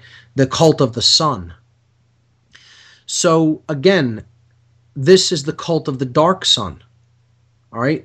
The Aten in Egypt was considered the one god under Akhenaten's rule in 18th dynasty Egypt. But the Aten has different aspects or incarnations, I guess you could say, in the physical world, or at least on the earth. The rising sun, or the rising solar disk, that's Horus. Okay? The solar disk at its zenith is Amen-Ra. That's why his name is invoked in prayer, Amen. You're sending the prayer directly upward to the zenith of the heavens. And then the dark sun is Set. Again, this is the force that conquers consciousness. Consciousness being Horus attempting to rise to its zenith position, which is the noonday sun when the sun's at its highest strength during the day. Well, Set is the setting sun. He's the force that blots the light out and sends it into the underworld at the end of every day. So, again, this is symbolic, okay? But Set is the principle that Satanism is built upon from the ancient world. Again, that's why one of the even deeper cults of Satanism in the modern world is the Temple of Set. I would say it's definitely more connected and has deeper roots into the political hierarchies, and specifically military and intelligence, than does the Church of Satan even. So the sun on the zodiac is how the ancients basically divided up the year. And I could even maybe send you a graphic of this chart to, put up with the radio show or the podcast. But what you have to understand is how the ancients in this old religion depicted the yearly path of the sun on the zodiac, on the wheel of the zodiac, as they called it, because they put it in a circle and then quartered it according to the 4 seasons. Okay? So these quartering arms of this wheel to cut a circle into just quarters, you put a cross on it. okay? Like a plus sign, and the circles around the plus sign. So the 4 points of that cross, the 4 arms of that cross, represent the equinoxes and the solstices. So what the equinoxes are the times of the year when the sun actually makes a 0-degree angle with respect of its plane of orbit, of the Earth's plane of orbit around the sun. And this is due to the tilt of the Earth. Okay? So the Earth is tilted at a 23.5-degree angle with respect to its orbital rotation around our star, the sun. Okay? When it's at a right angle to the sun, there is no angle that is made with respect to that plane of orbit. So that's at a 0-degree angle. And as such, the axial rotation of the Earth in respect to the sun, it forms an equal day-night pattern on the surface of the Earth. So, in other words, the shadow of night would actually be would intersect perfectly with the poles, the North and South Pole on those days. That's the best way to look at it. Okay, so we have equal amounts of day and night during those 2 times of the year. So we have equal day and night at the spring equinox and equal day and night at the autumn equinox. This is actually what the word equinox means. It means equal night. Okay, equinox. So this is the horizontal arm of the zodiacal wheel. The vertical arm is formed by the solstices, which means the sun appearing to stand still, the sol or sun being still. Okay, so these are the 2 extreme points of the sun when the sun has reached visually its greatest angle that it is going to make with respect to the plane of orbit of the Earth. Okay, and this corresponds to its farthest northern trek into the northern hemisphere, its farthest position into the northern hemisphere during its yearly trek around the Earth's trek around the sun, and the farthest southerly visual position on the horizon. So the farthest north that the sun ever visually makes an angle with the Earth is 23.5 degrees above the equator. This is called the Tropic of Cancer. Okay, this is the summer solstice. When the sun is as far south as it's ever going to be visually observed, it's the farthest into the southern hemisphere that it's going to go during the course of the year. This is the winter solstice. So when it's at 23.5 degrees south latitude below the equator, we have the winter solstice, which is when the sun is at the Tropic of Capricorn. So if you look at a globe, you'll see these 2 dotted lines above and below the equator. These are called the tropics, and the northern one is at 23.5 degree north latitude. That is the Tropic of Cancer on the globe, and then the one that's 23.5 degrees south is the Tropic of Capricorn. So you can also visualize this simply as a sine wave. As the Earth orbits the sun, a sine wave pattern is created if you say this is when the sun is visually at the angle of orbit, the angle with respect to the Earth's plane of orbit is at 0 degrees. Then it would go up to 23.5 at the summer solstice, then back down at the fall equinox to 0, then at the winter solstice to 23.5 south, and then it would come back up to at the spring equinox to 0 degrees again. So this sine wave pattern is the helical path of the sun with respect to the Earth's plane of orbit, how it appears from the Earth. This is the astronomy that you need to know to understand why the occult calendar, or the traditional satanic / Luciferian calendar, or let's just call it the old religion calendar, is set up the way that it's set up. There are midpoints to these 4 quarters or seasons, okay, equidistant between the equinoxes and the solstices, you have 4 midpoints. These are more important holidays, if you will, or Sabbats, as they call them. So the 4 minor Sabbats, the lesser Sabbats, are the 2 equinoxes, the spring and autumn equinox, and the 2 solstices, the summer and winter solstice. So I'll give you the dates. The spring equinox is March 19th or 20th. Okay, that's when the sun is at 0 degrees at the equator. Okay, the autumn equinox is September 21st or 22nd, when the sun is also at 0 degrees at the equator. The high point of the sun is the summer solstice at June 20th, 21st, when the sun is at 23.5 degrees north latitude or at the Tropic of Cancer. The winter solstice is at December 21st or 22nd, when the sun is at 23.5 degrees south or the Tropic of Capricorn. These are called the 4 minor Sabbats or lesser Sabbats. Sabbat simply means a holy day. Okay? We have the word Sabbath in the modern world. Christians' Sabbath is on Sunday because that's a solar astrotheological religion. The Sabbath of Judaism is on Saturday. That's a Saturnian astrotheological religion. The Sabbath of Islam is on Friday because that's a lunar astrotheological religion.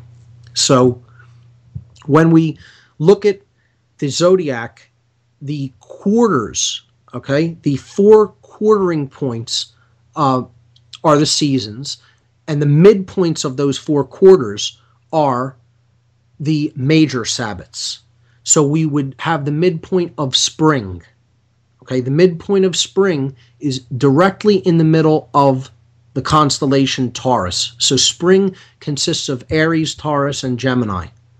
And at the midpoint, we would be at the midpoint of Taurus when the sun is in the house of Taurus. Okay, the bull. Now, there's a reason that this is the highest, quote, holiday or holy day of the Satanic or Luciferian calendar. And again, Lucifer means light bringer because this is ultimately about the sun, the masculine aspect of ourselves, okay, action, right, which can become control if it's overused or abused, the masculine principle. And it's about light or knowledge because these people do have lots of knowledge about how things really work in nature. And they exploit that. They also understand how the human psyche works, and they exploit that knowledge to keep people under their mind control.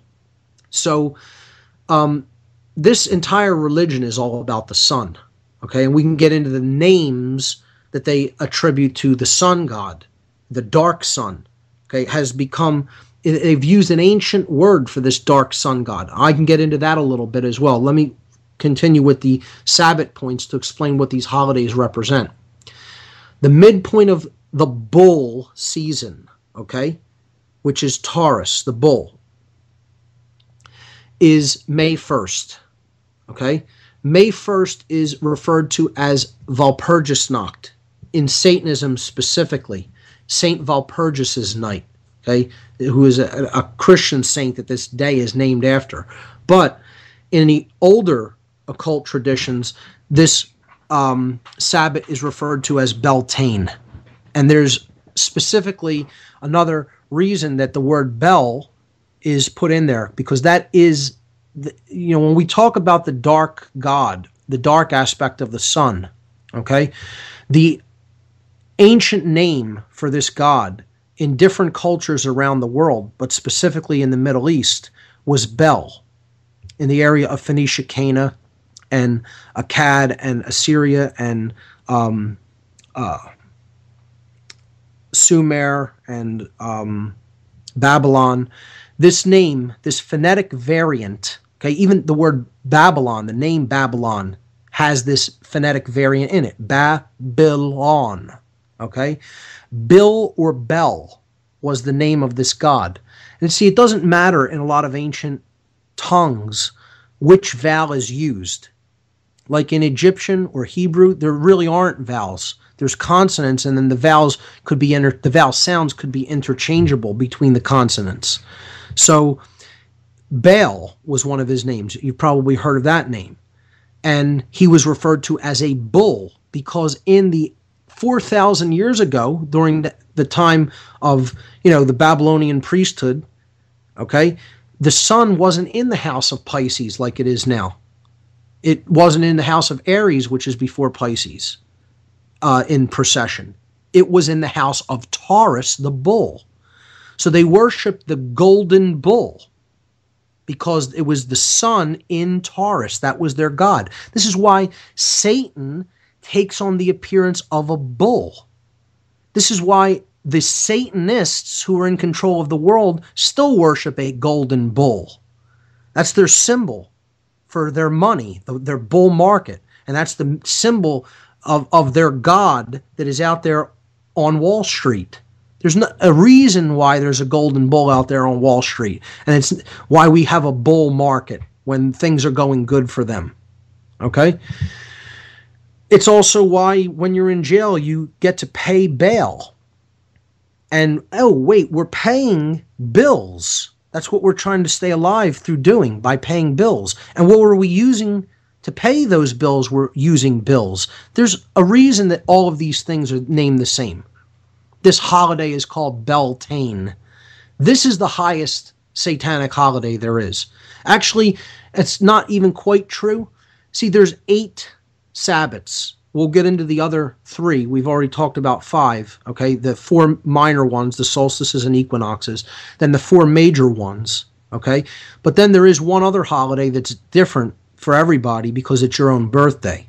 Because, again, the ego is worshipped in this religion, or is put on a pedestal at least, whether you consider that it's worshipped or not, I guess isn't really too relevant. It's still seen as the highest force in the universe.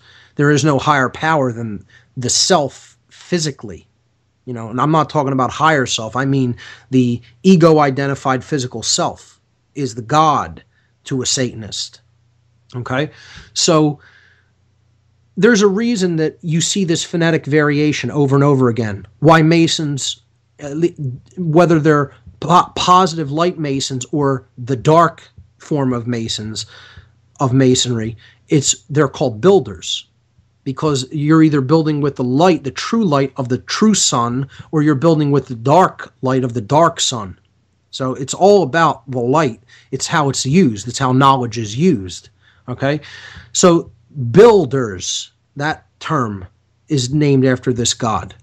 You have the Bilderberg group, which means the foundation of Bill, or the house of Bill. Okay? Bail, right? The bankers got a bailout. Okay? It's not just because that's a term used to mean a rescue. There's a reason that that's being used. Because this is their god's name. And it's a bull god. Okay? It's connected with the whole concept of the bull god Moloch. Okay? Molech. The rituals that they conducted to this bull god in ancient Carthage and ancient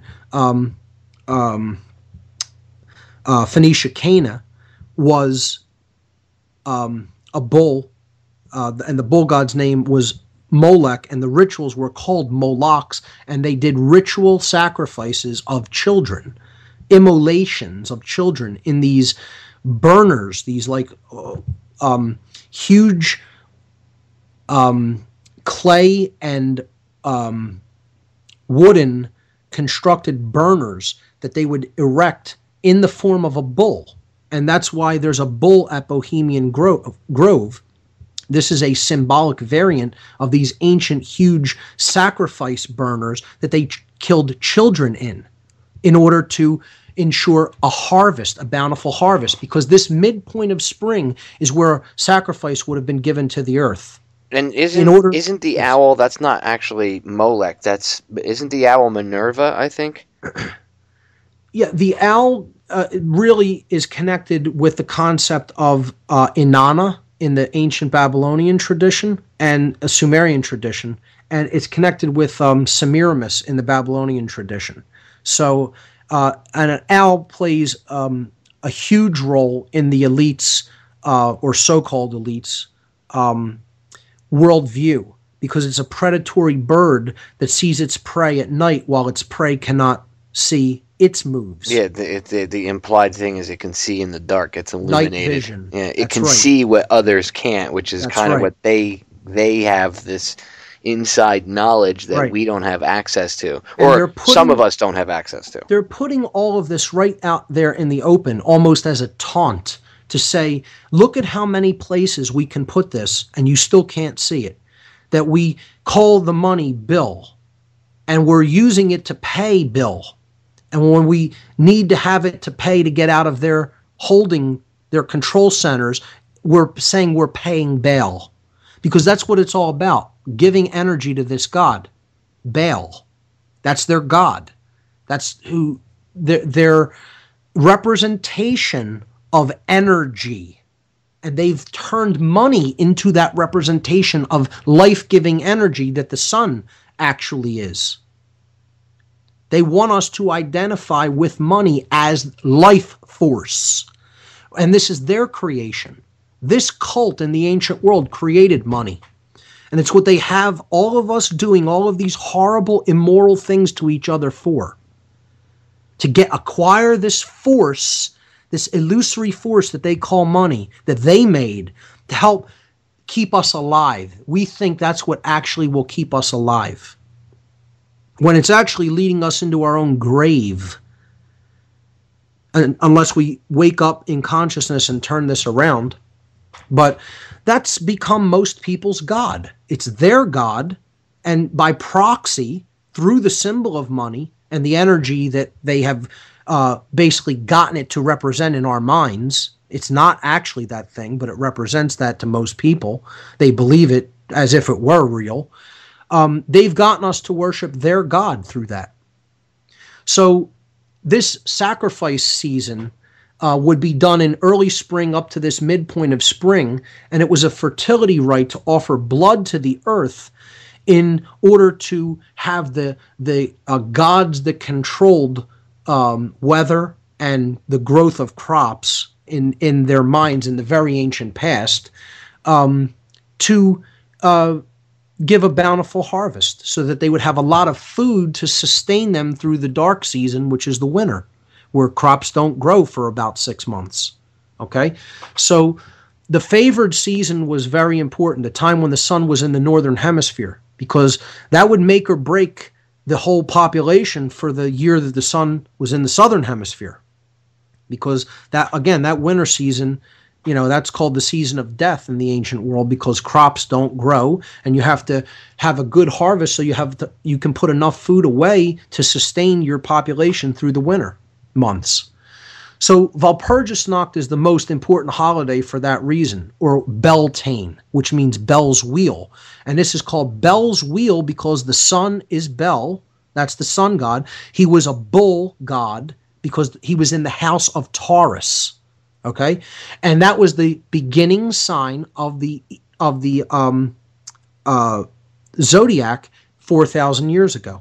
Just like Aries is the beginning sign now, or the line between Pisces and Aries is actually the beginning sign now, but back then it was Taurus.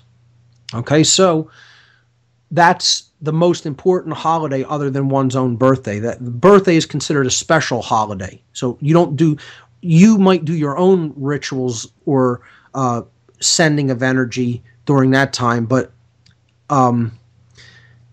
it's not a time of gathering. The other 8 time periods are times of gathering. And I would say the solstices and equinoxes are definitely minor. They're not as much important as placed on those. And I would even say that there's a greater importance placed on 2 of the Sabbats. And I would say that these are the ones that have to do with the sun's orientation with respect to the center of the galaxy. See, because the great sun is toward Scorpio. It's actually between Sagittarius and Scorpio. This is the supermassive black hole at the center of the galaxy, which emits the most light, actually, because that's where the biggest clusters of stars are in our galaxy. So this is the central sun of the entire galaxy.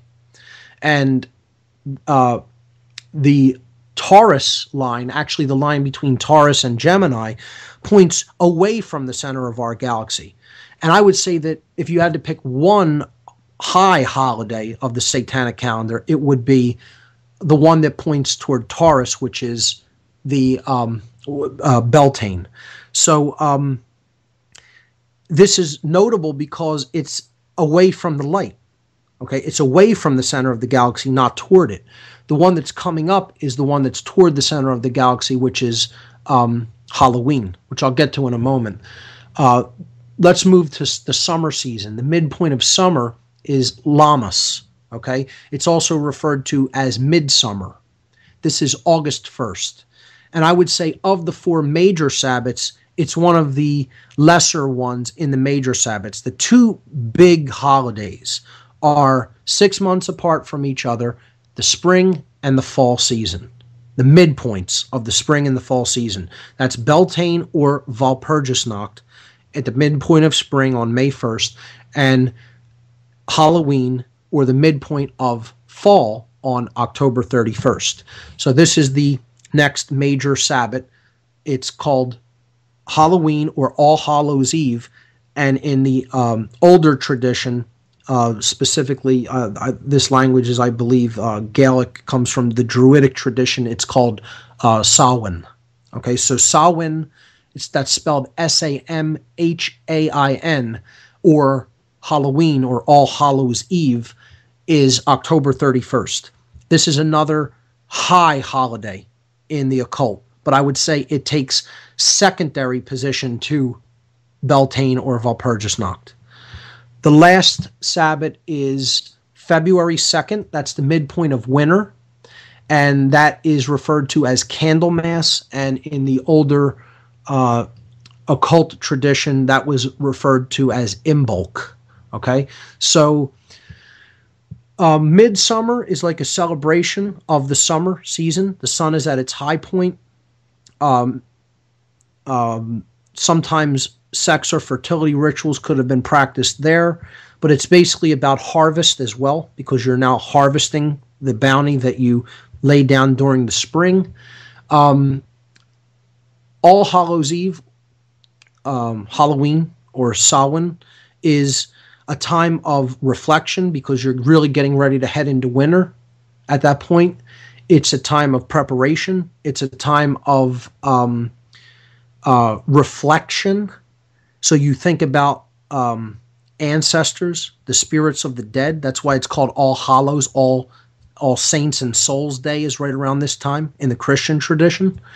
So it's like recognizing that you're going into the long dark night of the soul, because you're going into the long dark night of the winter season that lasts for a full 3 months. Okay, so winter's midpoint is Candlemas or Imbolc, and this was traditionally used as a time of predictions, of looking forward to the future. In the modern day, we have Groundhog's Day celebrated on this day, and it's about weather prognostication, right? The groundhog comes out of his hole, his cavern, his lair, and either sees his shadow or doesn't. We either have a longer winter or an early spring. So this is about basically looking toward the future, because brighter days are coming, because we're getting ready to the sun's getting ready to come back up into the northern hemisphere again at the 0 point at the spring equinox. So it's like, a point of saying the hard part of the winter may be over at this point, and the spring thaw is getting ready to come on, and we have to stick it out for several more weeks. And this could be the tough time of the year if there wasn't a great harvest, or if there was, again, this is a time to look forward to the coming spring. So that's traditionally what these holidays represent. And again, there's 8 of them in total, plus the birthday, which makes 9. And that's a significant number in the dark occult, 9. Okay, because 9, again, has significant properties numerologically. When you add it to anything, the ultimate value doesn't change. For example, 9 plus 1 is 10. 1 and 0, when you add them together, is 1. So you added 9 to 1, and you're back to 1. If you do this with any number, so like 9 plus 8 is 17. 1 plus 7, you're back to 8. You could do that with any number. It doesn't matter how big or small it is. When you add the result, you're always back to the same number. So this represents ego, because it's symbolically saying that you can't add 9 to anything and change the ultimate result. So like if you want to affect change in the world, you can't really add ego to it and get any change. And this is what they want. They don't want the world to change. They want it to stay under their control. That's why they're worshipers of the ego, and that's why they're trying to perpetuate the ego worldview, the egoic worldview of everybody out for themselves, not caring about the suffering of others, because nothing will change if that's the worldview that we take. So another property of 9 is when it's multiplied, the value that you get always adds to 9. It doesn't matter what number you do it, even with decimals. Okay? 9 times 5, 45. 4 plus 5 is 9. 9 times 6, 54. 5 plus 4 is 9. 9 times 3, 27. 2 plus 7, 9. So this is saying no matter, if you multiply ego, if you multiply base consciousness, you only ever end up with more of it. You can never create any change that way either. Through multiplication, through the addition or multiplication of ego, you have no value change and you have more ego. That's it. That's all it ever gets you. So it's a rat. It's like the concept of 9 is a rat running in a wheel. It's base consciousness. You're thinking you're going someplace, but you're going nowhere.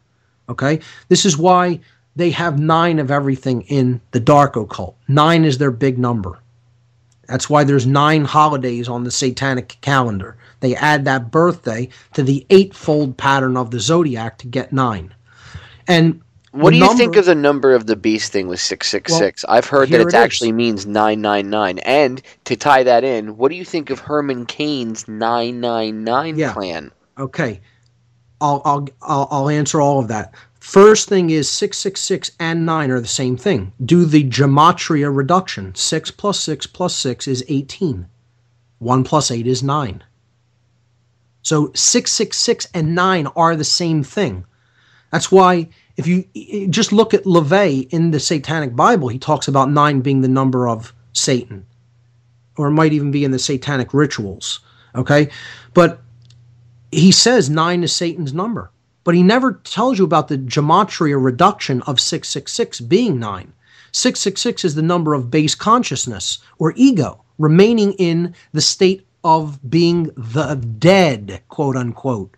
Because the 3 6s represent thought, emotion, and action. And 6 traditionally in occult numerology is the number of incompletion, the number of falling short. Okay? It's the number of not being activated in this respect. So since there's 3 aspects of consciousness, we have a trinity within us, thought, emotion, and action. If they all remain dead or inactive, right, or not enlivened or being used in their higher potential, we are the beast, 666. Now, if we activate all of those, they go up by 1. They come alive. They are activated. They go to the number in the occult that represents completion, which is 7. So we would have 3 7s. 777 would be the enlightened being, the enlightened human being, or what you could just call the true human being. You know, we have this idea that we're all human beings running around here on Earth, and nothing could be farther from the truth. Most of us are really imbued with an animal-like consciousness, a beast consciousness. The idea here is to create the human soul while we're alive on the earth. That's the journey, to create ourselves as a true human being. By getting out of beast mode, 666, that's failure in thought, emotion, and action. That's the 9 of ego, okay? That's ignorance, apathy, and laziness/cowardless, the non-use of will. Okay, we have to develop intelligence, which is the proper use of thought. We have to develop true care, which is the proper use of our emotional faculties, and we have to develop true will and courage, which is the proper use of our actions, our active capacity. And if we don't do that, we remain as the beast, 666, instead of becoming the true man, 777. So there's a number in the occult that represents the divine, and I mean the real creator of the universe, the infinite one, the infinite trinity, if you will, okay?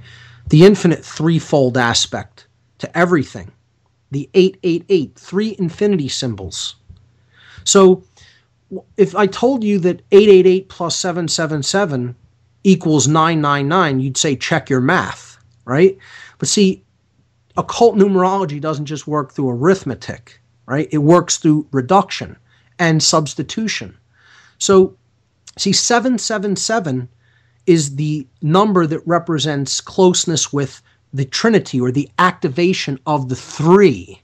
That's why this concept of the illuminated one is the triangle with the awakened, enlightened eye in the middle of it, the all-seeing eye, or what would be our one eye.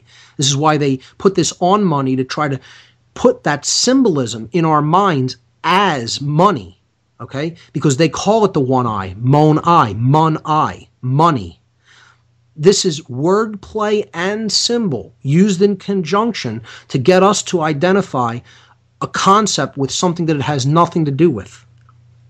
Get that thing that has nothing to do with that concept in our mind and identified with that concept at a subconscious level, because they want us to think that money is the path to enlightenment. They want us to think money is the one thing we should be working toward, but not the real awakening of the all-seeing eye within us. You know, they don't want that. They don't want the real one eye being awokened. They want you to just accept this as the proxy, the fake in place of the real thing. So to go back to the numbers, if we reduce 777, meaning add them together and then reduce the value to a single digit, we would get 7 plus 7 plus 7 is 21. 2 plus 1 is 3. There's the Trinity. So that's the high number of consciousness, 777, and it reduces to 3. Okay? 666 reduces to 9. And here's another concept, the number 93, the number of the will, of the power of free will. Falling short in that is 92. And that's why we had 9/11. You know, it's 92. Just add the two ones together. And flight 93. Exactly. 175 was the flight that went into the South Tower and started the chaos, and that started the real ritual in the open, the trauma-based mind control ritual of 9/11.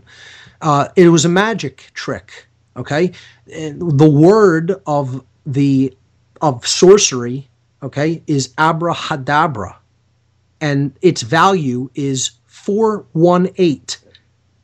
Now, 418 adds together to 13, and so does 175. So these are parallel ideas. They mean the same thing. 175 and 418 are equivalents. And if you add 175 up, it equals the number 17 and 5. If you add them 13. Together, it equals 13. Wow. Right. Just like 418 does, the number that represents abrahadabra. The occult word of influencing great change, often in a chaotic way. And that's exactly what 9/11 was about. And that's the flight that started it, because that's the flight that hit the South Tower. Another number of chaos and a number of sorcery is 11, and that's the flight number that hit the North Tower. So going back to Flight 77, 7 is another number in this, numerology hidden knowledge they have, right? 2 of the 3 sevens. 2 out of the 3 means that care isn't present. That's who was directing the whole thing. The psychopaths who have enormous power of intellect, not holistic intelligence, but intellect, and have the will to act. Those two sevens are active, but there's no care, no real care, no empathy. And that's what they would need to conduct something like that. And that's the flight that allegedly went into the Pentagon, where the psychopaths who were really running this psyop were at. Wow. So just when you start to look at this stuff, you start to apply it to the things they've done, you're just like, oh, sure. It falls out in your it's just There's right in your face, Mark. So much to it, but once you put these pieces together, it makes so much sense. And I'm not grasping for straws or trying to make connections where they don't exist. No, that's creepy that all of those these are well-known occult concepts. Yeah, they all add up to something, to occult concepts and tie into numerology. That is, I mean, that's not a coincidence. I don't believe in coincidences. I beat myself up over this for so long because I bought 9/11 for almost a year after it happened. Knowing what I know about the occult, I was under such fear-induced mind control, even then in 2001, after I had gotten out of this and knew about this stuff, I still didn't see these connections for over a year. Mechanical engineering was my major in college, okay? And it took me over a year to go into the equations and take out my old books and actually do the math for myself to prove that these buildings could not have come down unless other forces were involved. I know what you mean. I had survivor's guilt for years. And not until I got out of the military and I was watching, I remember seeing clips of the hearings on C-SPAN. And I started to hear them say things, and I was like, "What?" And I really didn't pay much attention to it. And then about 2 years later, I stumbled into it, because pretty much I wanted to prove people wrong. I was like, "All right, I know they lied, and there's some shady stuff, but come on, I come on." And the more I researched it, the more I was like, "Oh my God!" And then I was like, "You know what? I took arson investigation for a year and a half. I took courses at the New Jersey State Fire College and at the Morris County Firefighters Academy for a year and a half. And I was a certified, I had certifications as an arson investigator in the state of New Jersey. I could have gotten a job with a county or a city. And I went back through my fire and explosion guide, the NFPA guide. It's a guide that, all the firefighting agencies in the United States go by. Right. When they do investigations, that's what they go by. And the NFPA doesn't have power like OSHA, but they kind of they're professionals that issue, say, these are the guidelines you should go by, and people go by them.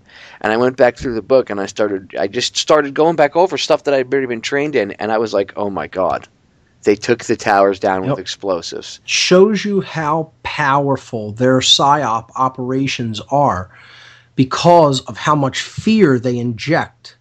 And if you're in fear, you're not thinking rationally because the fear is putting you into that fight or flight mode of the R complex of the brain. I 100% agree. And you were somewhat close to it as I was, because I lived in North Jersey. That's where I grew up. And you're down around the Pennsylvania area. And that's not like, and I don't mean like the Western Pennsylvania area. I mean, you're closer to like you're closer to like Jersey. So you just like, anybody that lived in the Poconos in that area, I would say within like 150, 200 mile radius of the city, it was very different for those people than it was. It was visceral because you thought it's quite possible something like this can happen here. Yeah, and you were that close. It was different. Like you felt that feeling. I mean, where I was in Jersey, it was right across the river. We could literally smell the death from ground zero, and it was very as a trauma-based mind control event, it was very effective. Sure. Because I mean, even to this day, look, case in point, when they killed Bin Laden, okay, and on 9/11 itself, with this whole false, be afraid for a few days, and then it turned out to be BS, just like most of us were saying it was. Okay, they tapped into that emotional pocket, that that compartment that they created with that mind control, that trauma-based mind control, and they tapped into that compartment. And you see people waving flags, and if you mention 9/11 truth, I mean, all the years past, people really weren't saying nothing. And you bring up the 10th anniversary, all of a sudden it was, screw you, and that wasn't even a response that somebody might normally have. Right. It was a programmed response, and they were playing off of that compartment from 10 Sure. years before. They did it with the Bin Laden thing too. I mean, I know a lot of that, the parades and stuff were staged, but when it again, he was the boogeyman that caused 9/11. He was the bad Right. guy that caused that trauma to them. Yep. It's a programmed reaction. They don't call it problem reaction solution for nothing. And I sometimes beat myself up for not seeing it on the first day, even with some of this knowledge. You know, it took me even almost a year, I would say, to start coming out of that trauma-based mind control that this psyop was all about. But I want to briefly go back to the numerology, because you asked about Cain's 999 plan.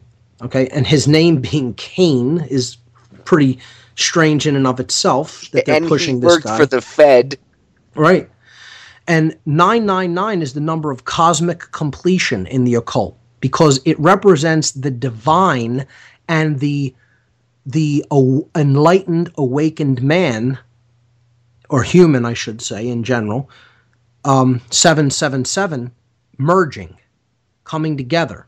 So this is the whole purpose for creation, is for the divine to imbue itself within humanity, to awaken its essence to higher spiritual life in general.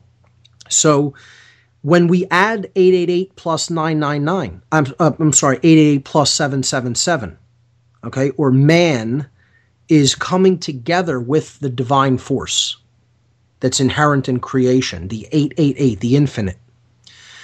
7 plus 7 plus 7 is 21. 2 plus 1 is 3. So we could look at that. 777 and 3 are equivalent in occult numerology.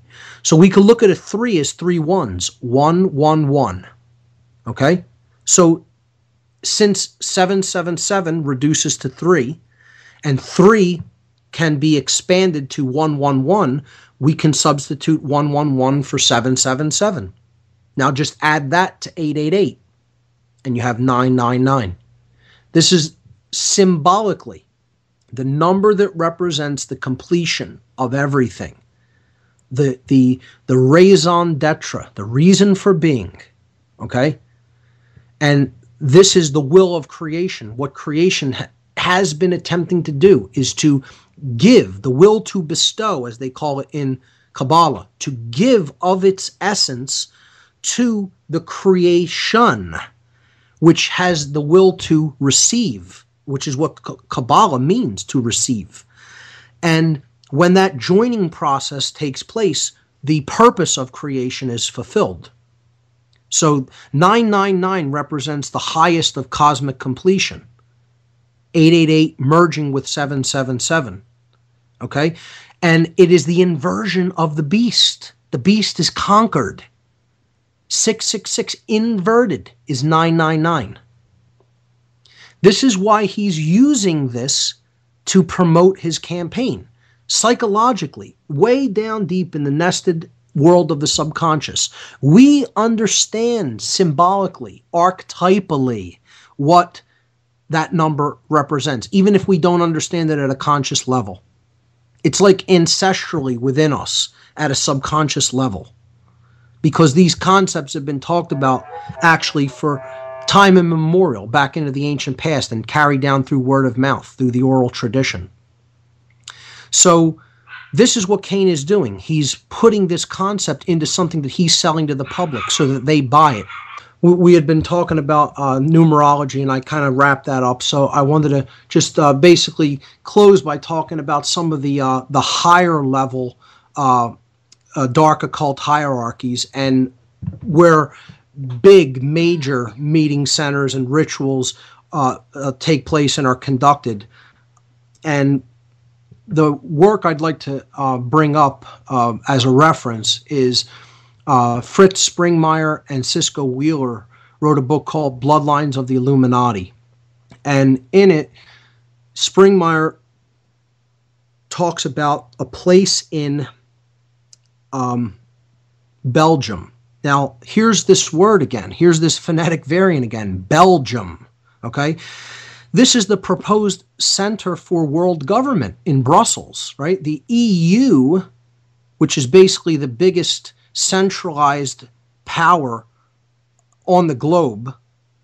You know, I mean, you could say, yeah, the United States is the military arm of the, quote, New World Order, but the EU is probably the most centralized dictatorial political power in the world, anywhere on the earth. And their operational headquarters is in Brussels, in Belgium, a country which you wouldn't think exerts the kind of influence that it does, but that's where the EU is headquartered at. So the country is named after this god that we've been talking about. And the city that this place that Springmeier and Wheeler have documented is where some of the biggest occult, dark occult rituals take place at. And I'll get to the actual place in a moment. The city that it lies on the outskirts of is Bouillon. Now here's that word again, bullion, or in other words, bullion, like gold bullion. So it's a gold bull, right? The word bull is in bullion. That's why there's gold bullion, okay? The golden bull, Baal, Bel, Bill, all of these phonetic variants of the same name, the same god. Just do some research on it. Look up Bill, Bell, Baal, okay? And you'll understand. What are the odds that the city that this lies on the outskirts of, this place I'm going to talk about in a minute, is called Bouillon? There's that phonetic variation in the country of Belgium. Okay, and the place is called Chateau des Amérois. Okay, and that's French, and it means the castle of the kings. And again, that's what these people refer to themselves as, the kings of the world. They're God here in their minds. And at this place, high-level rituals are conducted, where there are sacrifices of people, mostly children, because, excuse me, they want the purest of human blood to use for their sacrifice. Fritzmeier and Wheeler also wrote another book called How to Create an Undetectable Mind Control Slave, where they talk about extensively trauma-based mind control. And their account of the Castle of Kings is borne out and verified by Arizona Wilder, who claims to have been at the Castle of King, what's called Mother of Darkness Castle, where she performed certain rituals and witnessed sacrifices taking place. Now, to me, there's no coincidence when you get down to their usage of words. Again, the world is ultimately controlled through words, okay? And if we just take this as something that is pure chance or coincidence, we're missing the bigger picture here. They name things specific ways to elicit specific responses and to imbue things with certain forms of energy. It's no mistake that all of those things that we talked about have this phonetic variation of Baal, Bill, Bell in them. And there's even more than that we can go into. But I think you see that there's, it's way beyond coincidence. So I'd highly recommend Springmeier's work, those two books in particular. And I would recommend checking out whatever videos that you might be able to find on Arizona Wilder. I have that book on ebook too. It's I haven't read it, cover to cover, as it were, but I've skimmed through it, and it's really, really some creepy stuff. And again, this is goes back to Babylon. This isn't stuff that they Sure. just figured out years ago. This has been going on for thousands of years. It's the old religion. That's why they call it the old religion. The New World Order is the same as the Old World Order, only the names have changed. That's all it is. It's all the same methodologies for control over the human mind. I would recommend Kathy O'Brien's work on Transformation of America, her and Mark Phillips. Definitely check out Bryce Taylor. Thanks for the memories.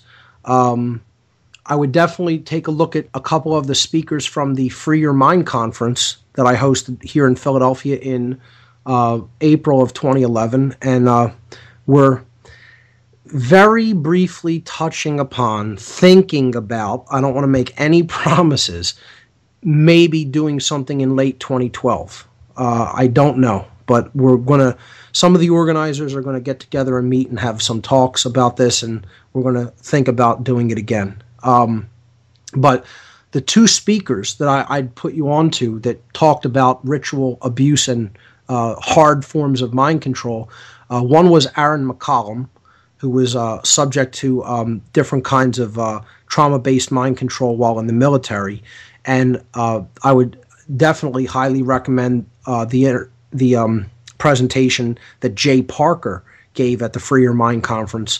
Jay's a good friend of mine, and he really, really got into how they fracture the mind and how they maintain their control over the people within their cult system, because a lot of them just have grown up in this and this is all they've ever known. Jay happens to be one of the people in these family lineages who was subject to this type of torture and trauma based abuse, but had the strength of will eventually to come out of it and break away from the family members that basically brought him into this in the occult on his own, and with minimal help. Like Kathy O'Brien was brought out of it by a person in the CIA who developed a conscience when he realized that this stuff was going on and that the government was participating in these activities with these cults. Because ultimately that's who's running it. It's not the government. It's not that the government was looking the other way and just participating on the side with some of the people involved with Satanism and dark Luciferianism. Satanism and dark Luciferianism is what's running the governments in all countries. In the highest echelons of power, this priest class is who's ultimately in control behind the scenes. It's not the other way around. It's not, some government officials are involved in these little groups. This network and hierarchy goes up to the highest echelons of power. When you research it and you understand that, that's what we have to get people to a wider understanding of. But it's so monstrous that most people don't want to go there, because their mind goes to, my God, what is the world then? What is this lie that I've bought into about what I thought the world was originally? The world is nothing like what 99% of people think that it is. And I'm using that number for a very specific reason. Think about it. The 99% should take this under advisement and start doing some serious research and not care about what they may find along the line. They should go wherever the truth leads them. And this is documented, this is knowable, this is borne out by so many different sources. It's all about doing eclectic reading. I just realized while you were talking, 99%. 9 and 9 is 18, and 1 and 8 equals 9. Sure, but more than that. It's represents 2 of the 3 9s, just like they have 2 of the 3 7s. They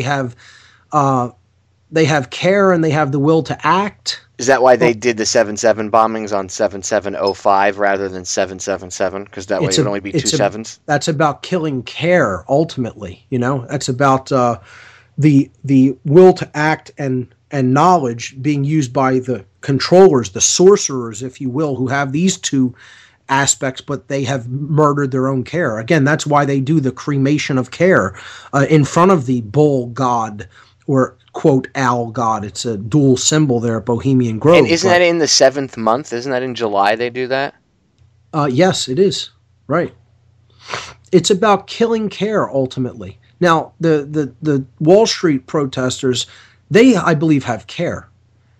And they definitely have the will to act. They're out there trying to do something. But you know what? Without real depth of knowledge, that's always going to be able to be steered. A movement like that will always be able to be steered into directions where the people with the original intent behind it don't want it to go, because they don't have enough knowledge about what forces are really at work in the world and really lie behind the people who are ostensibly in power.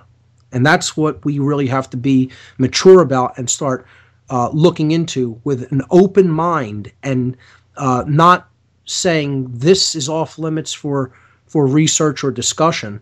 And we need to be eclectic about the research that we do and read from a wide variety of sources to get at the truth.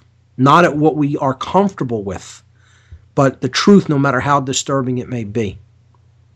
I agree, because you can't solve the problem and get rid of the disease if you only treat a symptom. You have to treat the entire disease. That's right. And right now the disease is Satanism. I really think, I know a lot of people talk, smack about Gunderson, and they say, oh, well, he was still a Fed and he did some screwed up things. Everybody, that a lot of people I've met in this, not everyone, but a lot of people I've met in the quote unquote truth community have done a screwed up thing here or there at one point in time. I don't know if maybe he was still partially, loyal to certain, Feds. The one thing I'll say about Gunderson is, in regards to that, yeah, I think he was a little maybe narrow-sighted because he didn't think Hoover was a bad guy. But you know what? I can from being in the military myself, I can understand how his brain could still be kind of, tainted with that. Right. But the one thing Ted Gunderson will stand out for forever in history and in my mind is his work exposing Satanism in this country and how deep and ingrained it is into our society and our government. I couldn't agree more. Absolutely. One other quick thing, if anyone wants to take a look at the Castle of the Kings to verify its position, you can go right on Google Earth and just type in Amerwa. That'll get you there. Amerois, Amerwa. And it'll take you to Amerwa, which is this castle that is just outside, I believe it is just southeast of Bouillon, Belgium. And it is north of Muno, Belgium, Muno. So check that out. Check out those Free Your Mind videos that I told you about, the presentations by Aaron McCollum and Jay Parker. You could check those out along with a presentation that I did on occult symbolism in military and police institutions. All of those videos, and even all the other speakers that spoke at the conference, all of those videos are up for free at the conference website at freeyourmindconference.com. And check out Springmeyer's work, check out Arizona Wilder, check out Kathy O'Brien, and there's many other researchers that you could look into on these topics. Just do your own homework and keep an open mind before you draw conclusions, and just realize that we're never going to solve this problem by dealing in the world of effects. We need to rise to the plane of causality and address the underlying conditions in consciousness which have led us into this situation we're in, if we're ever going to come up with a true effective solution for real, lasting, positive change. So I'll leave everyone with that. Check out my website, whatonearthishappening.com. I do a radio show on Oracle Broadcasting every Sunday at 5 p.m. Eastern Time. Check that out. And the podcasts are up on my website. They're all free and always will be. And Popeye, I want to thank you once again for having me on. It's always a pleasure to be on your show. Thank you for coming on, Mark. It's an honor to have you on. And I am just grateful for you to, take time out of your day to come on and educate my listeners about what's going on.